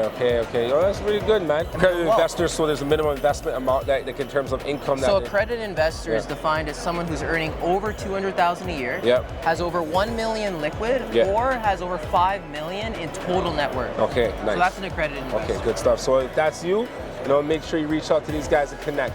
All right. Yeah, thanks for your time, bro. Thanks for the interview. Appreciate it. Yeah, man, of course, of course. So we're a real estate fund out of Alberta. So we buy and hold multifamily. We also have a property management company that manages it all. Okay. Okay. And so why is this a good investment? Well, Alberta in particular right now is super hot. Lots of people moving there. It's a pretty trendy market right now, so that's why we like it. Yeah. Multifamily, I'm sure I don't have to explain why we're at the Multifamily Conference. I think lots of people get that. Yeah. So what kind of projects do you guys have on the go then? We just closed on 96 townhomes. It's that kind of stuff, around 100 unit, kind of that scale, older value add stuff. Okay, okay. And then for the investor, like what's the expectation? Like what are you guys looking from investors? Yeah, it's passive investment, so we have a limited partnership. Okay. They come in and we do it a fund model, so they're part of all the properties, not just individual properties. Okay. Yeah. Okay, and what do you have to put in? Is there like a minimum? Yeah, we have a $100,000 minimum. Okay. We can only deal with accredited investors. Okay, okay. 100,000 minimum, and then from that, like what's the duration? Like how long do they have to wait? Like what's the? Yeah. So we're long-term buy and hold, so it's 8 to 10 years for us. Okay. Yeah. And what's going on between that time frame? As far as returns for them? Yeah, like our distribution right now, it's set at 8%, and then the investors are also part of the mortgage pay down and the appreciation. Okay. So that's what's up. So we're all about wealth creation. So I just wanted you to give some insight on like okay, why invest? Like what's the reason to invest? And why are you guys doing multifamily? I know we're at the multifamily conference, but I just want to get your perspective. Yeah, I think for me personally, it is the asset class. It's one of the most safe things you can be in. It's not volatile. Like you're always paying the mortgage down, getting some appreciation. I don't like the quick money in and out thing. There's where you get some risk. So we are long term. I think that's where wealth is created. Yeah. And the other thing that I don't know if everybody thinks about, but you're taking debt today to buy that asset, which is going to usually over a long enough time go up in value, and you're paying the bank back with dollars that are deflated. So if you just took the loan and paid it back in 10 years, the money you're giving the bank back has been devalued, let's say 30% with inflation at 3% a year. The building's going the other way. So it's a nice little trick. There's lots of tax advantages, which you don't get in everything, right? Yeah. So it's hard to find other asset classes that kind of check all the boxes. You can get some cash flow, it's kind of checks everything. Okay, that's what's up. And I know, honestly, I noticed that a lot of people here are focused on Alberta, and I noticed I'm hearing a lot of New Brunswick as well. I'm based here in Toronto, in Brampton. I guess no one's really liking it over here. I guess there's the returns aren't the same, I take it, right? Yeah, the returns and just the affordability component. There does become a point. So I think in Toronto right now, you guys spend about 70% of income on housing. Alberta's in the 30s where we are. Okay. So it's like our rents could double. We're still more affordable than you guys, right? So we have a higher earning population and the rents are about half. And that's kind of across. So Vancouver's similar. They're actually higher than here. I think they're at about 80%. Yeah. Right? So that's a huge driver of that. You're getting a lot more for value for your dollar. We don't have rent control in Alberta, so when times are good, it goes up quick. Yeah. We have a bit more supply. We have the biggest net migration by far in Alberta right now. People moving there mostly from Ontario and BC, right? So, so there's lots of upside, and it goes in cycles, right? You guys have had booms, and we're getting ours now a little bit. When you're talking about rent control, though, right? Like, so I want you to just explain that a little further. So if you have a tenant in a place, and let's say they pay $2,000 a month. So what, you can just bump it up to $2,500? You bump it up to whatever you want, right? But it's market driven. But they decide whether they want to stay or leave. Exactly. Right? Okay. But it's a free market. That's how it should work. The reason we're affordable in places with rent control or not is because of that. No one wants to develop or put money into a building where you're capped on the upside. Yeah. As soon as you do that, if I own a building and I can only raise rents 2% and I'm not going to spend a bunch of money reinvesting, making it good for my tenants because I can't get more income. Yeah. And my expenses are going up. Property taxes aren't capped. Nothing else is capped. Okay. So it really depreciates. You see this in Manitoba. Lots of places where like the supply of older product, nobody's spending the money to do much there, right? Yeah. It also incentivizes somebody. If you're in, let's say, a starter apartment, a one bedroom or whatever, maybe you get a girlfriend, whatever the case is, and you would move on, you're like, hey, I'm in here, they can only ever raise my rent 2% a year. I'm never moving. It prices out. The people who need the units the most are the entry-level people. But now you're not moving from this unit to this unit because you're like, I'm not giving this up because now rents are 20% higher. In a market that allows the market to work, which is Alberta right now, and then the places without rent control, that doesn't happen. Okay. The market dictates it. So in bad times, rents will come down quick too, right? People are moving in and out. And it also spurs development. So we have way more units. That's why we still are affordable, and they're getting eaten up very quickly. But that's That's the reason rent control has never worked anywhere, and it never will, in my opinion. And I know it's a nice talking point for politicians, and they sell it as a good thing. It generally does the exact opposite. So even, I think you guys here now, there isn't rent control on newer buildings and things like that to try to get that back. Yeah, exactly. But the damage is kind of done. Yeah, but I know even with the newer buildings, like right now, even though there's no rent control, they have to keep it at a certain amount, or it's going to be vacant. And they added vacancy tax. Is there a vacancy tax over there too? Or no? We don't. I mean, the federal government has their thing on houses, but no, we don't have anything. And every year they're trying to make it not appealing, but it sounds like yours is appealing. But last question. You said you guys build townhouses. Buy them. We buy them. We don't develop. Oh, you don't develop. Yeah, we buy. You buy. So so you meet with a developer and then, or they're already built? They're already built. So these have been around for a long time. We buy stabilized stuff, so they're already rented out. Okay. And do you do rental them or no? It's just we rental them, and then there are a lot of operational efficiencies. We're really good on the management side, so that's kind of where we can add value just on operations. And we do go in and do the renovations. And then the investors are obviously updated with everything what's going on. Yeah. Okay. That's what's going on. So I'm a marketer. That's what I studied. That's what I've been doing for 7 years. We own a marketing agency. It's called Revelation Marketing. We own a photography and videography company. It's called Revelation Studio. We own a podcast studio rental. It's called Ottawa Podcast Studio. And a fully automated studio called Selfie Room. Oh, wow. So this is like a family of media agencies that we help each other to be able to help the community and business owners. And my marketing agency, we also help with sourcing funds for you so you can invest in your marketing and in your team to become better marketers or better tech people. Okay, so in marketing, what kinds of marketing do you do? Like online advertising or something like that? So we do online advertising. We do lots of production, but now we do less production, more education. So let's say you own a company, you have a full team, but you don't want to hire an expensive marketing firm. Just too expensive sometimes. We can train your team to become your own marketing firm within 21 hours of training, and we can source funding for you, free funding from the government to be able to do this training. Okay, so you know like how to apply, like the right way to apply to get funding? We have the right people to get you approved. Okay, is this only in Ottawa? You said Ottawa? It's now Ontario, what we're doing, Ontario and Calgary. Calgary, all of them. So what's the criteria for that? Like what's required to Any business owner with employees, they're qualified. The employees has to be PR or Canadian citizens or refugees. So anyone who's here just permanently, temporarily, no. You have to have permanent employees. Okay, and then what kind of funding, like in terms of amounts of funding, like what kind of funding is available? It's up to $10,000 per employee. Oh, wow. Yeah. Okay. And you get refunded 83 to 100%. Oh, wow. Back, Okay, and you guys help with that? We get you approved. Yeah. Usually if you hire someone to get you approved, you have to pay them. We pay them if you pick us as the trainers. Okay, so how do you guys, how is that a revenue source for you? I don't understand. So we get you the $10,000, give it to me, I train your team. But if it costs you 12% to get you this $10,000, I'll pay for it. So this way everyone's eating. The business owner is not paying so much money. My trainers are making money. The employees are learning a new skill. So it's a win-win-win, right? Everyone's winning. I don't have to make so much money. Right? If I'm making so much money, that means someone else is not making so much money. Yeah, exactly. Right? And if you're helping people make money, then you make more because obviously they're going to continue working with you. It's not about money, you know. Like if I'm giving a career to one of your employees, and if I'm giving future to your business, that's what I'm here for. Okay, that's what's up. That's what's up. And then you have the juice bar. You said the juice bar. I'm the co-founder. I started this business with my brother, and now he's the main owner. But I just took a franchise from him in Orleans, so in Ottawa. So I took a franchise. I'm a franchisee for a business that I founded. Oh wow, that's amazing. What's the name of it? Juice Dudes. So we have so far now 3 locations, going to be 8 locations in 2 years from now. We're coming to Toronto, baby, very soon. Okay, nice. We have an amazing menu, includes 3 different cultures. We have healthy stuff, we have stuff that's gonna change your mood. We're in the fun business. We're not in the food business. That's what we call it. Nice. So we're doing great. We're 4 years award-winning best smoothie in Ottawa. Oh wow. Yes, sir. A special recipe? Man, my brother is a guy of quality.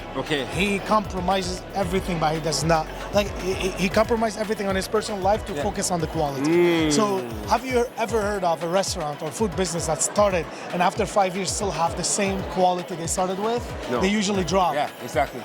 We're just doing better, man. Every day we're better. Just because my brother is like making sure the quality is amazing. We have an excellent product. We have good marketing. Okay, wow. So what made you jump into the industry? Would you what got you started? I learned from my mom since growing up, right? Like actually grew up in Costa Rica and she rented 2 houses houses there. Then we went to Vancouver and she did homestay. So by the time I came to Toronto to do my master's, she's like, why don't you get a property? I'm like, well, you need this, you need cash, right? It's like, we'll help you out. And then I was like, I have 2 empty rooms, what am I gonna do with it? So I decided to like house hack and rent out the rooms. Moved to a house hack, and then rented out more rooms. Okay. Yeah, Oh, so I kind of went with that, all in my own kind of creativity and all that, and learning from my mom. But then this conference helped me realize, like, you know, there's more out there. You know, with real estate, there's so many more strategies, and you know, you can have a team and do multifamily and like grow on a bigger scale, right? Yeah. So yeah, I mean, like, to me, real estate is passive income. I've done a lot of network marketing, but there was no passive income. Okay. Real estate, I got passive income. So I'm like, and I know all leaders, billionaires, trillionaires, they all have real estate. That's how they made it, right? Yeah. Yeah, well, so you mentioned that as well too, that you went to Taiwan. They started. So what sort of spurred you to start like reaching out to other countries? Well, my family's in Taiwan. Okay. My parents, uncle, aunts, they're all there. So I thought, why not buy there, right? Yeah. There's cash flow, so I might as well take advantage. Yeah, wonderful. And it's cheaper to buy property there than here in Toronto. So Toronto's you can buy 2 properties there and just only 1 house here. Tell me about it, yeah. So the inspiration is I'm a landlord, and we all have our stories. I have my particular stories, which I was sharing with Heather.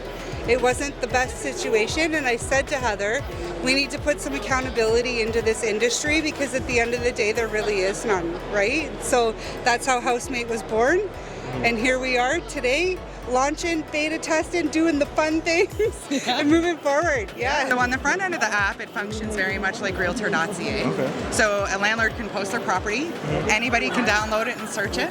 But the minute they want to book a showing to that property, they actually have to create a profile. That includes their government ID, their credit score, their proof of income, and a bio. That way, the landlord can quickly see who's applying and vet them that way before they even book a showing. Once they book that showing and they find that tenant of their dreams that they want to rent to, the lease actually goes right through the app. So the Ontario standard lease is already there. The app has the ability to upload addendums that they might have pertaining to their property, and the tenant gets to just e-sign it as soon as they receive it from the landlord, and then it functions as a property management tool on the back end. So work order requests, you know, shower head's broken, work order request goes right through the app. You know, the landlord has to do their semi-annual inspection, so the enter request goes right through the app. So we're trying to create everything all in one spot. So what would you say is like the biggest benefit of having everything in one? Oh, there's so many. I think for tenants, it's going to be the time. You know, once their profile is created, they're going to be able to just bang off as many applications as they want, and for them, it's free. Right now, it's free for landlords as well. And I think for them, it's going to save a lot of time, because they're going to be able to pre-vet their tenants before they even book the showing. So it's going to save them a lot of time on the front end.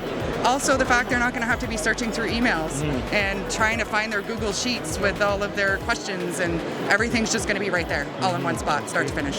Yeah, and then yesterday I saw you also mentioned like that you log like business transactions for the like landlords. Can you go more into detail about that? So we are going to be rolling that out. That's it's not quite there yet, but we are working with our developers as we go through this beta testing.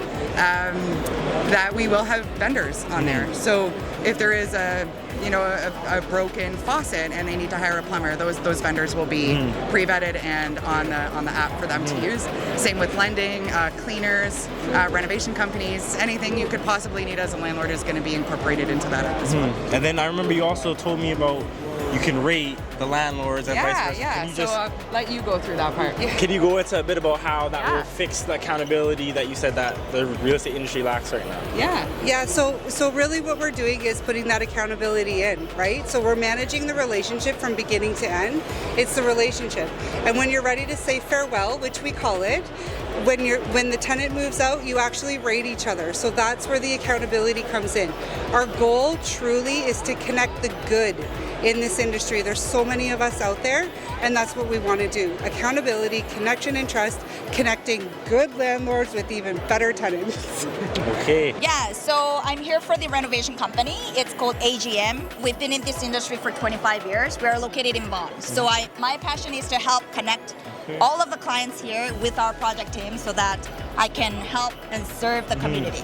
Okay, what kind of got you into the renovation game? Like, what inspired you to start and get involved with the conference? Yeah, that's a great question. So my husband's business is outdoor hardscaping, landscaping business, and renovation company is all inside touch-ups, right? So that complements everything. Yeah, so that's the both worlds. So inside and outside. So I think that's the reason why. And mostly my passion is to help clients, right? Through the services that I can help with. So that's the reason why. Yeah. That's great to hear. Thank you. So I've had an amazing weekend. I've learned so much here. What is like the number one thing or the person or advice or whatever you got the most from attending this conference? Like what helped you and what do you think is gonna help further your business the most from this conference this weekend? So I believe everyone's purpose is different, but know your why and your purpose and start with your good intentions and motives. That will get you to the next level, which is success. Yeah. Okay, so being the VP, what ultimately got you started in this industry? Because that's a massive step. Look, I mean, for me, it was pretty simple. So when I got into the world of business, I knew that I wanted to be in the basis of dealing with money and managing people's assets, right? I went the traditional route of going into a large 5 bank, and I worked my way up as a financial advisor. But eventually I got to a point where I didn't love the idea of taking someone's entire portfolio and putting it into mutual funds. So I started to look a little bit closer to my roots of what I was relating to a little bit more. My mom was a real estate agent, my dad was a mortgage broker, I was surrounded by real estate, but I still loved investing. So I started looking for opportunities to get people involved in real estate from an investment category perspective. When I did that, I found out about this private investment market that's not associated with the stock market, a lot more consistent returns, and the fundamental basis of what we do is all real estate focused. So I felt a lot better talking to people about real estate, knowing that the fundamentals of growth are really well spread out in Canada, and making sure that everybody here can also get accessibility to the product. It was essentially a no-brainer for me. I've been with the company for 5 years, and I've watched it grow from about $100 million in assets to today being a little over $1 billion. Wow, that's phenomenal. That's phenomenal.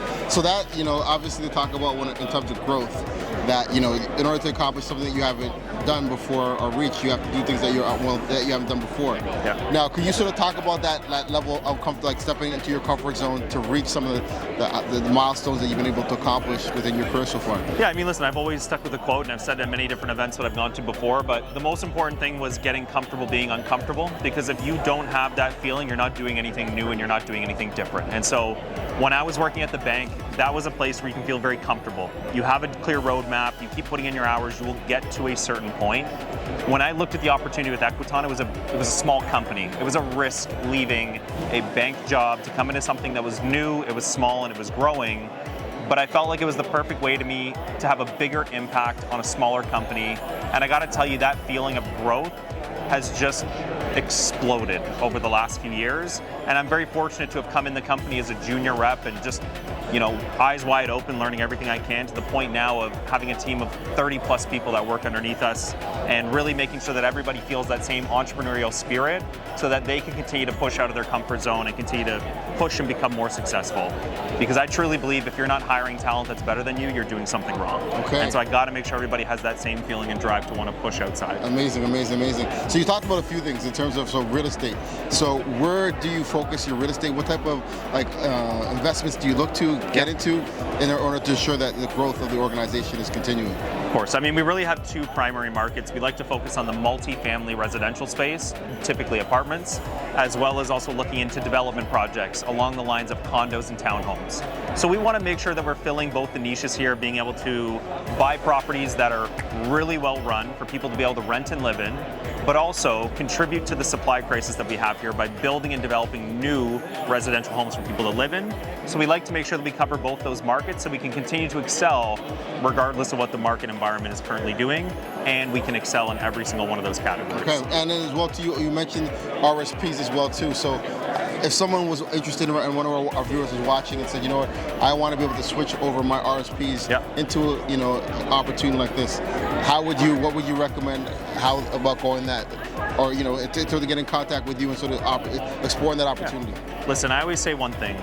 you've got to trust and understand a product before you ever make a decision. So I always tell clients, before we even get into the conversation about talking about moving RSPs or how to get invested, reach out to us, set up an educational phone call.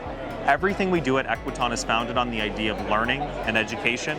So you should know that if you ever want to reach out and contact us, the first conversation you will ever get is always going to be founded on ensuring that you understand what it is that we do and have a trust in our process.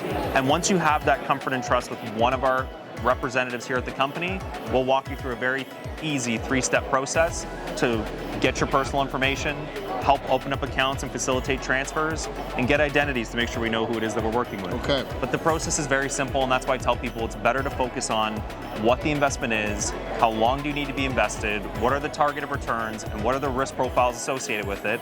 And if you're comfortable with those 3 things, we'll make the process relatively simple for you. Okay, fantastic, amazing. Generational Wealth is our company. We're a full-scale real estate investment firm, so we purchase underperforming multifamily assets in Hamilton, Ontario, and other West End areas of the GTA, and we do so with joint venture partners. Okay. Yeah, so we love to help busy entrepreneurs build generational wealth, and we do so by taking all the hard processes and steps completely out of their hands. All we look for is passive investors who have capital to invest in real estate, but they don't want to lift a finger. They're busy, they have kids, they have careers, they have all of the above, and we do everything from A to Z, helping them create generational wealth while they still get to live their everyday lives and nothing changes. Yeah, so earlier you mentioned to me you're only 24, you're a young businesswoman, you're here, representing a big wealth generation company. Can you talk to me a bit about like leadership and like what you're trying to do to improve and like help people out? Yeah, absolutely. Leading a team is definitely harder than you think it's ever going to be. It'll test you, it'll challenge you, you'll have ups and downs. You'll have to find your niche of the types of people that you want to work with and that gel well with you and your model and truly believe in what you're doing. And at the same token, as a leader, you have to empower the people that are supporting you and supporting your vision and your journey. So definitely you want to lead by example and you want to set a great example. Generational Wealth to us, we're a family-run business, so it's myself and my father that run our group of companies. So that's definitely where the inspiration came from for the company name, and that's what his vision was when he started investing in real estate. So whether you're a busy entrepreneur, someone with a 9-to-5, somewhere in the middle, a new parent, it's so important to create an empire for yourself, for your family, or for your future family. It's so important to create a legacy and to create something that your family can benefit from, and family's what it's all about, right? That's why we're all doing what we do and working so hard. So yeah, that's the vision behind our company. Okay, so you mentioned that you're here for like the common person, but is there any like, say, limitations to working with you? Like, do you have to be an accredited investor? Because I know a lot of people in this conference is more directed at accredited investor, or like who's your target audience? Who are you trying to help create generational wealth? Yeah, absolutely. We definitely do target accredited investors, but we're very flexible in a sense of if we have the right mindset with somebody and they seem like a good fit for our company and we're a good fit for them and we both kind of have the same beliefs about investing, then there's definitely different ways that we can work together for sure. I wouldn't say there's any limitations to working with us.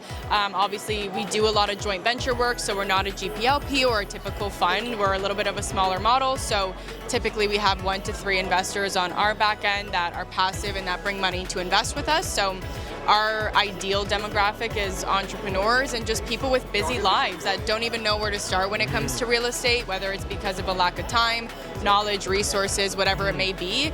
That's their limitation and that's how we can fix it. Okay, so over this weekend I've talked to a lot of different funds and different, so what would you say is the main thing that separates you and your family's business from the other maybe bigger funds and all that stuff?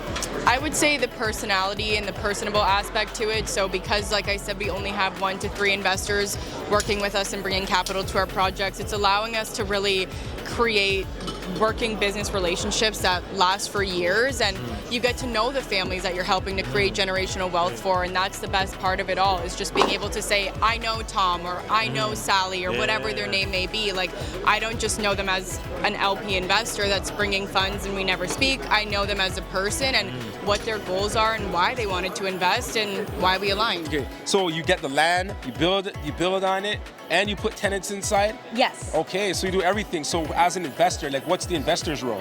The investor's role is really just to let us do our job. Okay. We screen the tenants, we handle it from A to Z.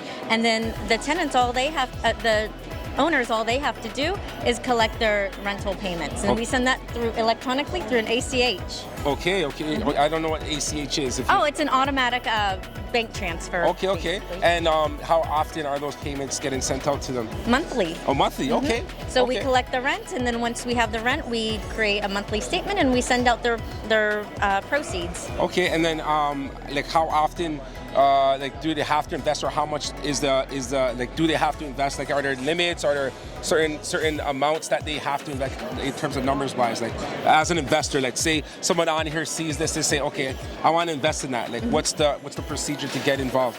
Oh, well, it's simple, and we're in Texas, and so what we do is we write a contract. We have duplexes that go for $515,000, and then we also have a fourplex, which with the 4 units, and that goes for about $1.1 million, and they are all created to cash flow. Okay. If they don't cash flow, then we're not going to go into that deal. Okay. And so all of those things are checked out and thoroughly vetted and screened to make sure that they hit the numbers we need them to hit to cash flow. Okay, and then we're here in Toronto. You said you're in Texas, so is there any barriers for people here in Canada to invest in Texas, or can you show me like the procedure? Like how do we invest in Texas? So to invest in Texas, we have there's 2 different ways. If you have filed your taxes in the United States, we can offer you a conventional loan through CMG Mortgage, and we're able to get the rate down to 4.25. Oh, wow. Which is amazing. Okay. And it's 25% at closing that you'll need to be prepared to bring. Okay. Now, if you haven't done that, you can simply we can find other alternative financing for you, and it would be a little bit higher rate in the 6 to 7%, and the down payment would be a little bit higher at 35%. Okay, so the projects that you have right now, are they already built, or because I know you said you got the land, so I guess is it when do you have to get in a sense? Like, yeah. We pre-sale a lot of our properties in advance, but we always have things coming down the pipeline. Okay. So when it's a good time for you to buy, we're going to have product. Okay, good. And so whenever you feel like comfortable, that's when is a good time. And we can always send you updates and information of new on projects, different stuff that's coming. Okay, exactly. That's what's going on. So our company is all about wealth creation, right? So I want you to give us understanding why start this business. Why have people have the opportunity to cash flow and stuff like this? Why is investing important? Investing is important because you're growing your wealth, you're growing equity, and that's what you get out of real estate. If you put your money in a bank, it's just going to sit there and maybe accumulate pennies on very little. Yeah. And so with this way, you can leverage your money to create wealth. Yeah. And so that's what we do. And in San Antonio, the market is so strong. We have a strong military presence there, and we're a very steady market. And so we're able to get 6% appreciation every single year. Oh, wow. And so that is just the equity in itself is beneficial. Okay, so investors when they're in, they're pretty much all in until is there like an exit strategy for investors, or like do you guys? Because I know some places here they said like a 5-year term or a 10-year term. Like how do you guys operate? Is it like you own it and then you just hold it? Like how's it work? Well, it all just kind of depends. We had some investors when 2022 came around, the market was super hot. They sold and they probably tripled or quadrupled their money on what they purchased a fourplex years ago. Okay. So it really just kind of depends on the market. You hold it and it's going to appreciate. And so when you're ready to sell, then you sell. Okay. Since these are brand new products, you don't really have to worry about too much like, oh, this is going to go wrong or that's going to go wrong because it's made so recently. Yeah. But it all just kind of depends on your financial goals. Okay, so the investor has the option in terms of, Absolutely. In a duplex, fourplex, that is a very manageable thing to sell. Yeah. Okay, that's what's going on. Okay, and then finally, we want to talk about leadership. Flight unit, which is a component with Change Promotions. We really want to talk about leaders, and everyone here is leaders. Everyone here holding vendors. You guys are risk takers in a sense where you have a business where you're actually being of service. So I want you to talk about why did you guys do this? Why is that important for you guys to lead in that kind of way? Well, we felt like coming out to Canada, yes, we're a few miles apart, but it's just important to know, let the Canadian residents know that there are other options that are in the U.S. and that it's a very viable thing to do and obtain. And so we're just here to educate, let y'all know what we have to offer, and basically give out resources and information in regards to our products, which is a duplex and fourplex. Yeah, that's amazing, because I know right now people are going to the U.S. I think that's very popular now, you know, so it's good that you're actually here and educate, because a lot of people don't know what the next step is, like how to get into the U.S. and stuff, right? Right, absolutely, and that's why we're here, is to also align you with different people who can help you during that process. Yeah. Okay. Mm-hmm. Mortgage people and so forth. Oh, mortgage in the U.S. Insurance, all of the people that you would need to align yourselves to give you the best rates to have the maximum profit. Okay, so you're going to guide the investors to pretty much every step of the way. Absolutely. Okay, yes. That's amazing. That's amazing. So I heard Ontario right now, it's a little challenging to invest. Is that your take? Like, yes and no. I would say definitely the biggest thing would be location. We try to acquire pieces of land in kind of high density areas along transit corridors. So all of our properties are within walking distance of either a subway or a GO station. Okay. So we do always see kind of a high demand for that type of condo product. Okay. And as for an investor, why is this a good investment? Yeah, I say we get a lot of investors that typically were in active real estate investments. They kind of want to get away from that. They want to travel more and not have to deal with tenants and everything like that. As well as our solutions are kind of institutional grade investments. So typically that was only open to family offices, pension funds, large investment firms. We cater to kind of the everyday investor, but they still get that access to institutional grade investments. Okay, that's what's up. So in terms of investment amount, like is there like you have a minimal or like? Yep. So our minimum investment amount is $50,000. Okay. Now we are flexible with that amount, but I would say a lot of our investors go through their RSPs, TFSAs, RIFs. Yeah. So it's a great way to plan and save for retirement. Okay, and why is this investment better than those investments, like the other things that they're taking out of and putting it in here? Why is that a better option? Yeah, one, it's our team's extremely well experienced. They've been doing this for decades, so a lot of them used to be executives at large developers here in Toronto, so we definitely know how to execute on these developments, as well as we target a 20% per year return. Okay. So that's definitely very beneficial compared to if you're just investing with the bank, getting those single digit returns. And again, we get those institutional grade investments. It's kind of how the rich stay rich. Yeah. We give it to the everyday investor. Okay. And then what about their money? Do they have access to it, or? Okay, go ahead. Yeah. So it is locked in for the 5-year period. Okay. Just that is kind of the nature of the investment. There is no income being generated throughout the 5 years. So it is all seen once the building's completed, people take possession of their units. That's when we generate all that revenue. Okay. And then we'll distribute that to the investors. Okay. That's what's going on. So why, like in terms of investing, you know, we're here at this thing, you know, a lot of different investment opportunities. You know, for someone that's tuning in and is considering investing, you know, why should they invest? Yeah, again, I would say definitely our management team, we have that experience, as well as we're extremely picky with the acquisitions we make. So we'll only kind of purchase a piece of property if we're 100% sure that this is the right acquisition. And again, all of our partners invest their own money. Scott has basically put his reputation and brand on the line for the success of these investments. So the whole management team, as well as us, have a lot riding on this. So we're excited about the future. Okay, so you guys being in that position, you know, it's a position of leadership, right? And you know, we're all about leadership, you know. So I want you to talk about that, like, you know, because when people need to decide, they need to make sure they're following the right leader. So I want you to, you know, just expand on, you know, what your understanding of leadership is, you know, and why that's important. Yeah, I think definitely our management team, they have multiple other businesses, so they definitely have given that leadership role in past experiences. So they're bringing kind of that know-how to this type of business. Yeah. So they're definitely well experienced, not only just executing on real estate, but leading other companies. So they're not new to leadership. So it's definitely a great team of leaders. No, that's great. That's great. So you're in HVAC, so you're already dealing with part of, you know, home. Every home needs their HVAC, right? So now you want to go more deeper into property, and is your plan to invest in like multifamily or single family? Probably multifamily, because residential, it's a lot of work. Okay.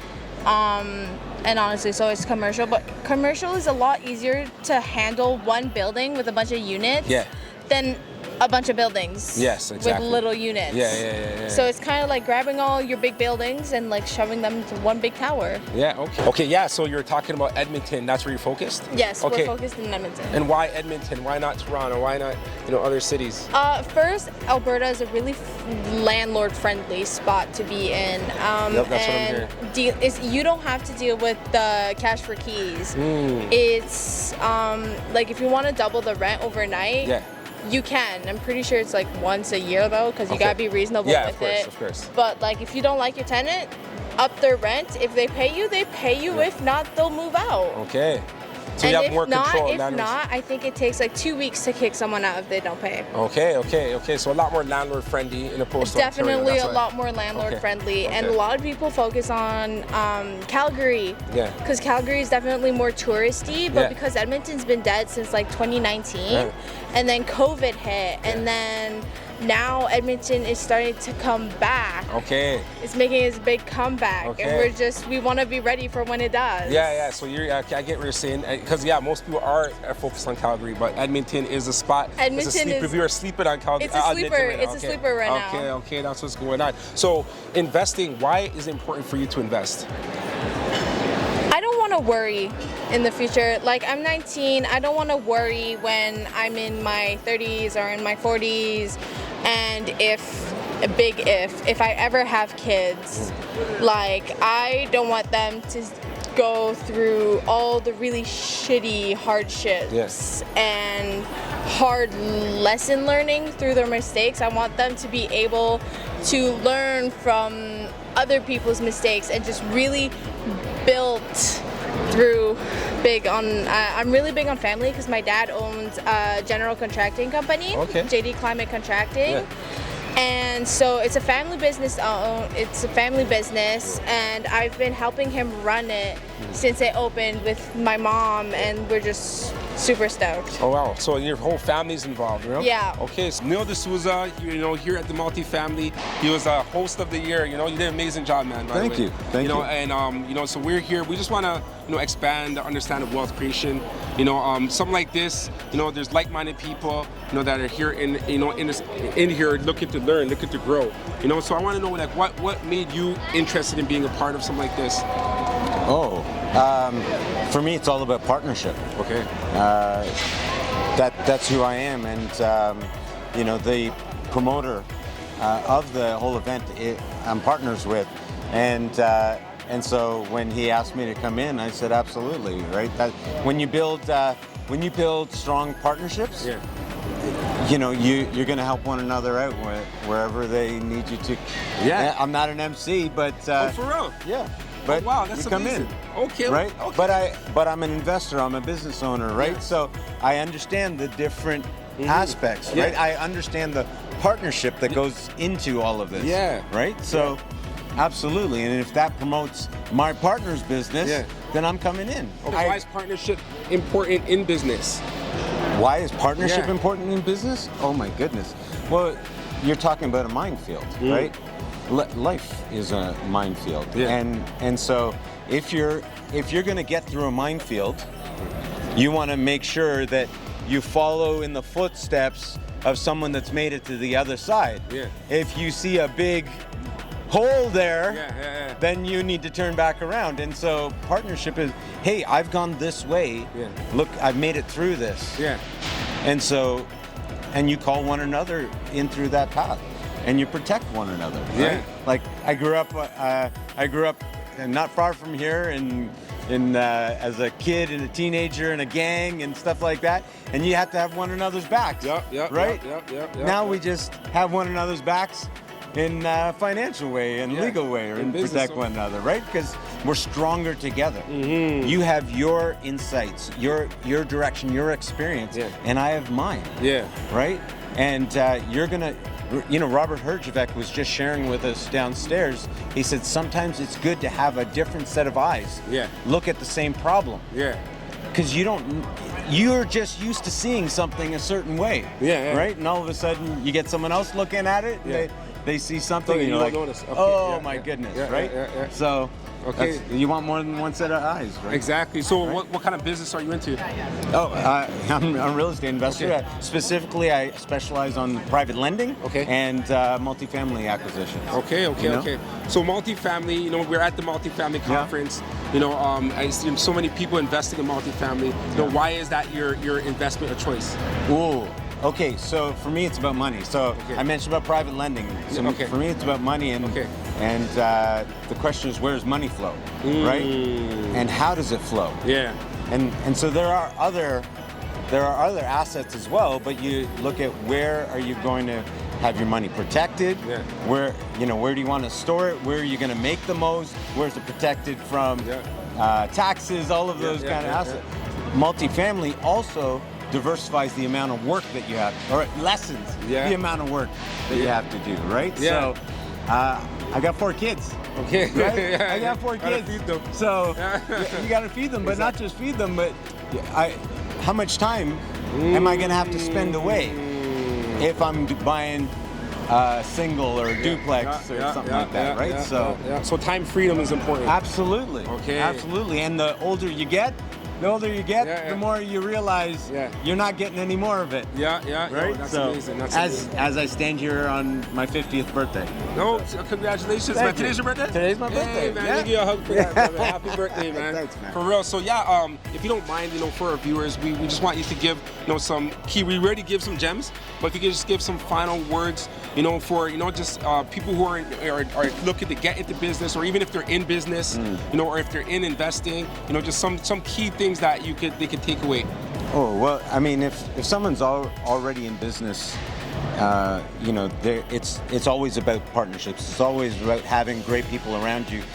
I always talk about the 3 circles, those who are below you and you're helping come up. Those who are around you, so you're not walking alone. And then those are above you who can show you the way, right? And they're lending a hand down to you. Yeah. And if you're finding an area where you're seeing something missing, it's probably in one of those circles. Yeah. Either you're being greedy and you're not helping nobody, and that has its own consequences. Yeah. Or, no one's helping you. Yeah. Right? And usually there's always lots of hands there to help, but you ain't taking them, right? So you just have to go through and look at those if you're in business. Nice.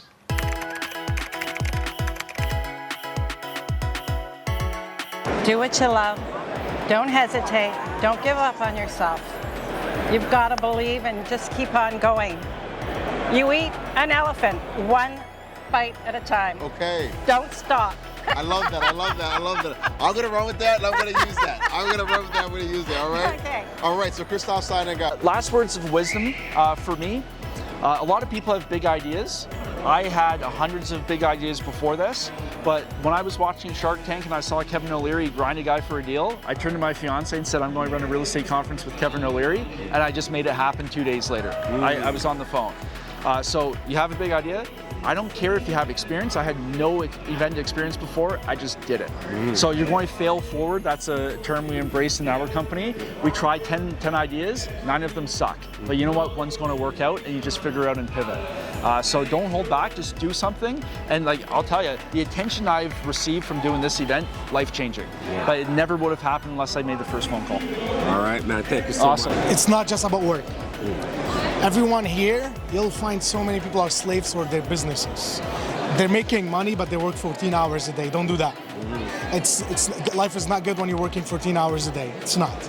So I work 5 hours a day now. Okay. Right? I do make some decisions. I do get some phone calls, but I'm in the office or in my office or just sitting and working 5 hours a day. Okay. So always try to think, how can I learn to become a leader and to be able to work less hours so I can actually have fun and try to make an impact in life? Because you're not going to be able to make an impact if you're just working and trying to make money. Yeah. So do make the money you need it to do anything in life, but don't get too addicted to the money. Okay. It's bad. It's evil. Yeah. So what do you need to be addicted to? Passion? To make an impact. Make an impact. To help people. I love but you can't do it if you're broke. Yeah, exactly. You can't do it if you're broke. If you're broke, can't do shit. Yeah.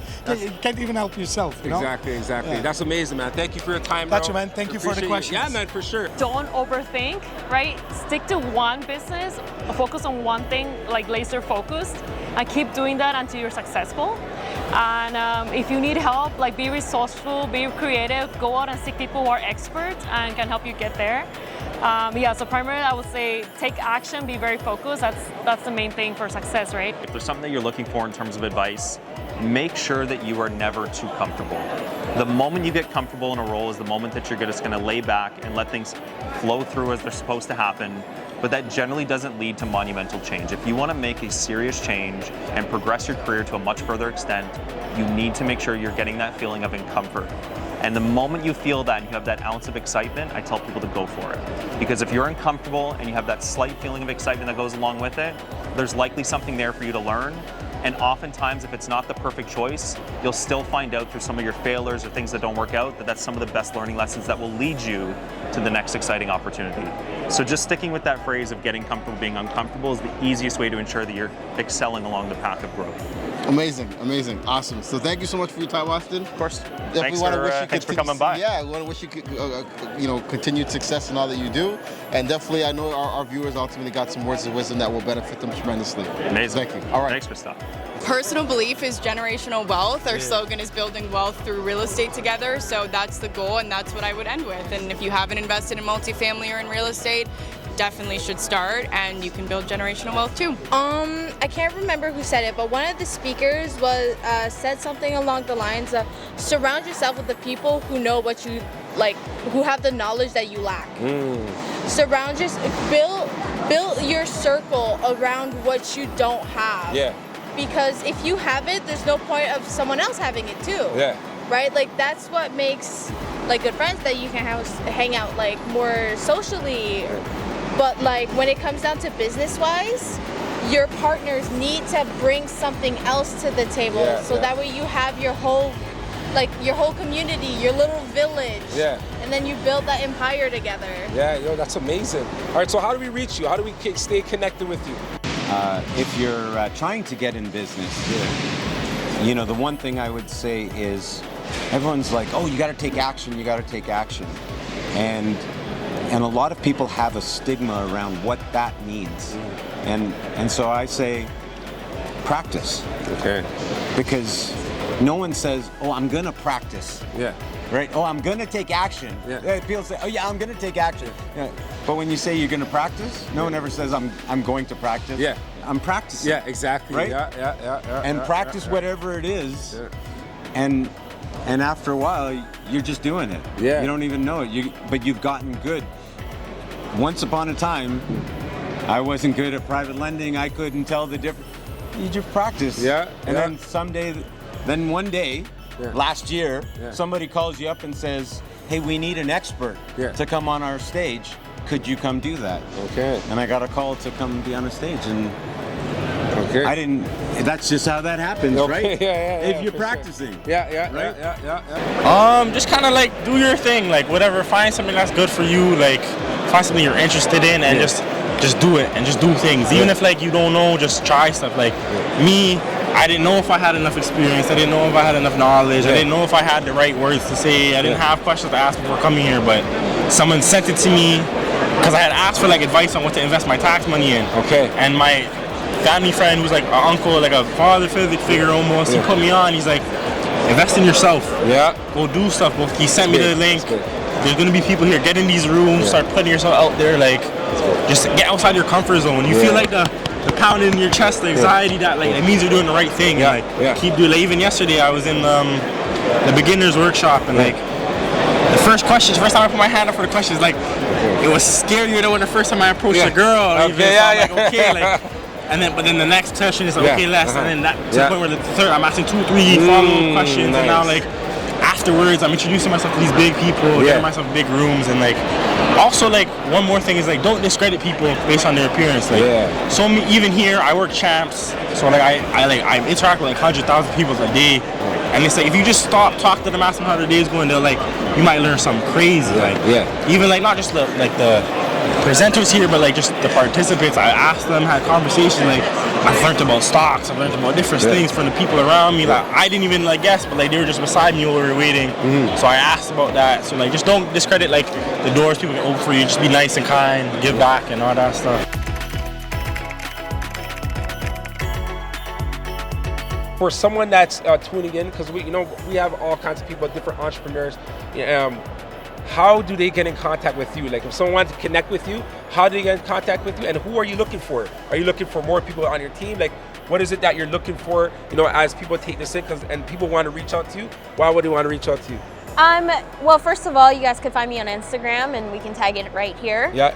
That's the best Say it place. as well, and then I'll add you as well. But if you don't mind saying what it is, what's the Instagram? It's Ace Investor. Like, if they reach out to you, like, what can they get in terms of value from you, and vice versa? Be absolutely intentional. Because if you don't come with the intentions when you're reaching out to me, it's going to be very difficult for me to have the urge to respond to you. So if you're just like, hey, I'd be like, hey, you just say hey back. maybe you'd get a wave at me. You know what I mean? Exactly. Like, be absolutely intentional. Understand what it is that you are looking for, and there's nothing wrong on being upfront about it, right? And just saying, hey, looking to connect. Trying to understand your growth, trying to see where I am and where I could be. I wanted to see if you could spare maybe 10 minutes of your time. And honestly, the biggest thing, even when I started out, what I started doing with investors, high level, like investors that had hundreds, maybe even just a few units, any moment that they would like spend a quick call with me, I would just immediately send them a Starbucks gift card. Oh wow, okay, because to be honest with you, the Their value, exactly. And they will never forget that. They'll never forget that you value their time enough that you even just bought them a cup of coffee, and it's like $10. Like maybe if you want to splurge $20, but $10 is like, oh, it's nice. They thought of me. No, the reason why I'm asking is because, like, I honestly thought you were investing for like 10 plus years, and all the details and stuff that you're talking about, but you just open it up and explain why you know so much information, right? Because this power team that you're building, right? And going out and reaching out to people and connecting and growing and learning more, right? Would you say that's correct? Yeah, okay. 100%. Thank you for your time. She's going to be speaking. We'll make sure we get some clips of you on stage as well. Thank you and appreciate your time. We'll come by your booth as well. Please but do. how do people get in contact with you? How, like, if we wanted to tune into what you're doing, if they're not here at this thing, how do we reach you? So CPI Capital, we're big on an educational component. We always feel that investors should never invest in a business that they don't understand. Warren Buffett always says that.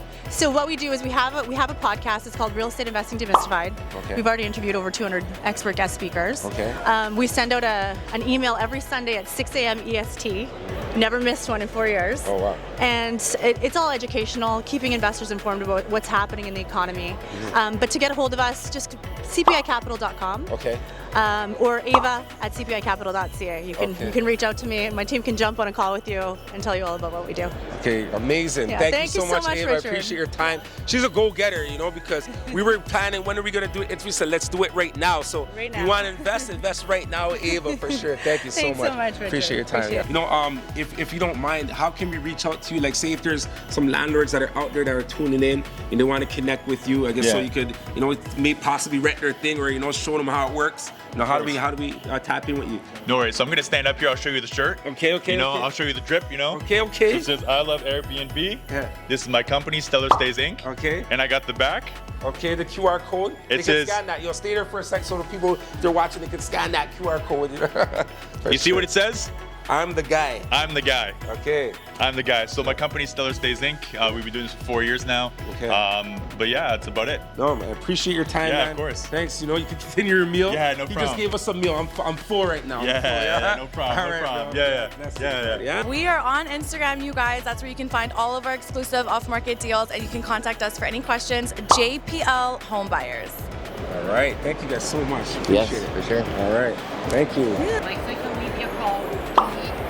It's gonna pop up and somebody like has a cat in his hat. That's amazing. And my company called Beeline Vision Reality. Okay. Yeah. So you must welcome, guys. I would like to be happy to have you around. Your support is mean the world for me. All right. Thank you so much. Thank you so much. And let's get a close up with the cat. Look, I'm gonna do something.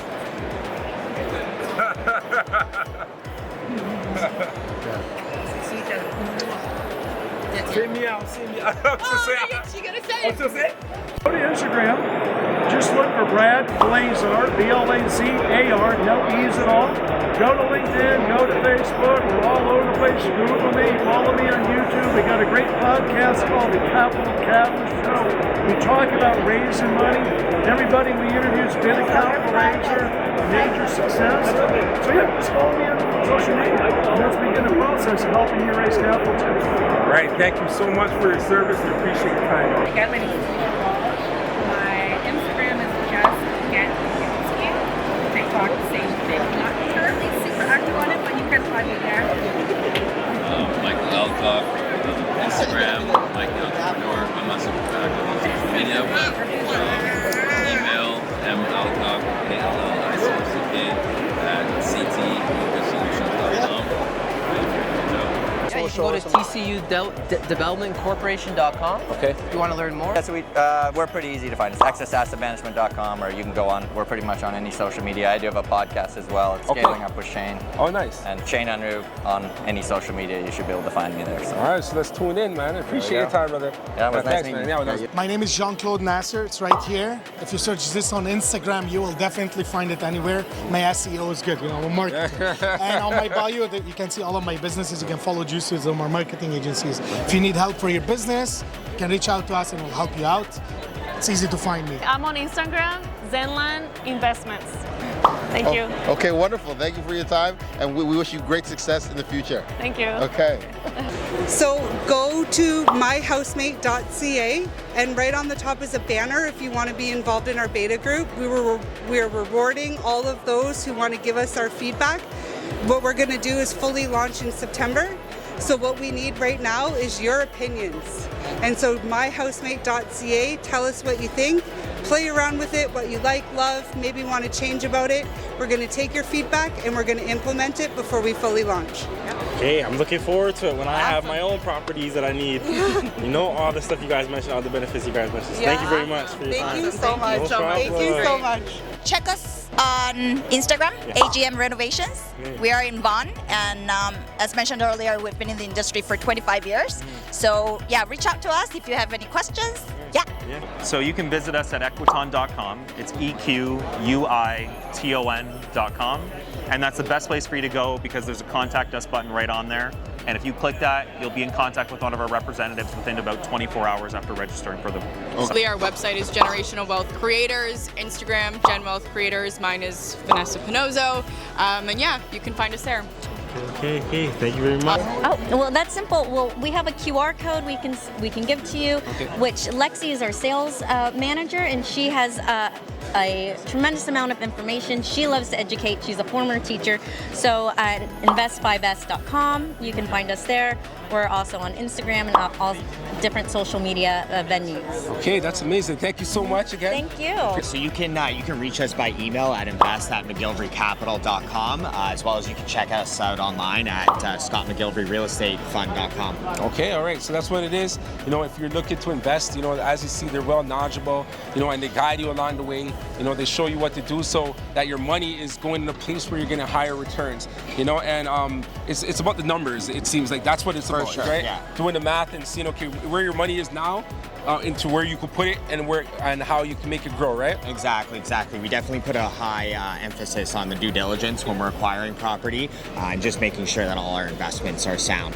Okay, that's what's up. So that's what it is. You told us how to reach you, right? And thank you so much. Appreciate your time. Thank you. You can reach me at 780-884-6886. Okay. It's fairly easy to remember. Yeah. But yeah, no, definitely shoot me a text. Yeah. And I'll be able to put you in contact with my dad. Okay, good stuff. All right, so thank you for your time. Appreciate it. Well, you can find me on Facebook, or Neil D'Souza, or Instagram, Neil D'Souza, no apostrophe. TikTok, a lot of people love me on TikTok. You're dancing, I know. Yeah, no dancing, but you know. And you can. I've also got a podcast. Nice. Leadership to Wealth. Actually, we're converting it over right now to the Four Horsemen, rebranding to the Four Horsemen of Real Estate podcast. Oh, So wow. Okay. You can find us on podcast and YouTube. So. That's amazing. Yeah. No, I appreciate your time. Thank you. Appreciate the partnership. Thank you. You know, that's what it's about. I want to. Well, now you know why I stopped. Yeah, Right? yeah, exactly. Follow me at Jaden Bell, I think __ on Instagram. Okay. I'm trying to build like a fashion thing on there too and like get okay. involved. I just had my first like post kind of almost pop off or whatever. Nice. Yeah, you can reach me. Hopefully in the future there'll be more platforms. Of course it will, man. With your drive, man, you're going all the way, man. God bless you. You already know. Jaden. Thank you.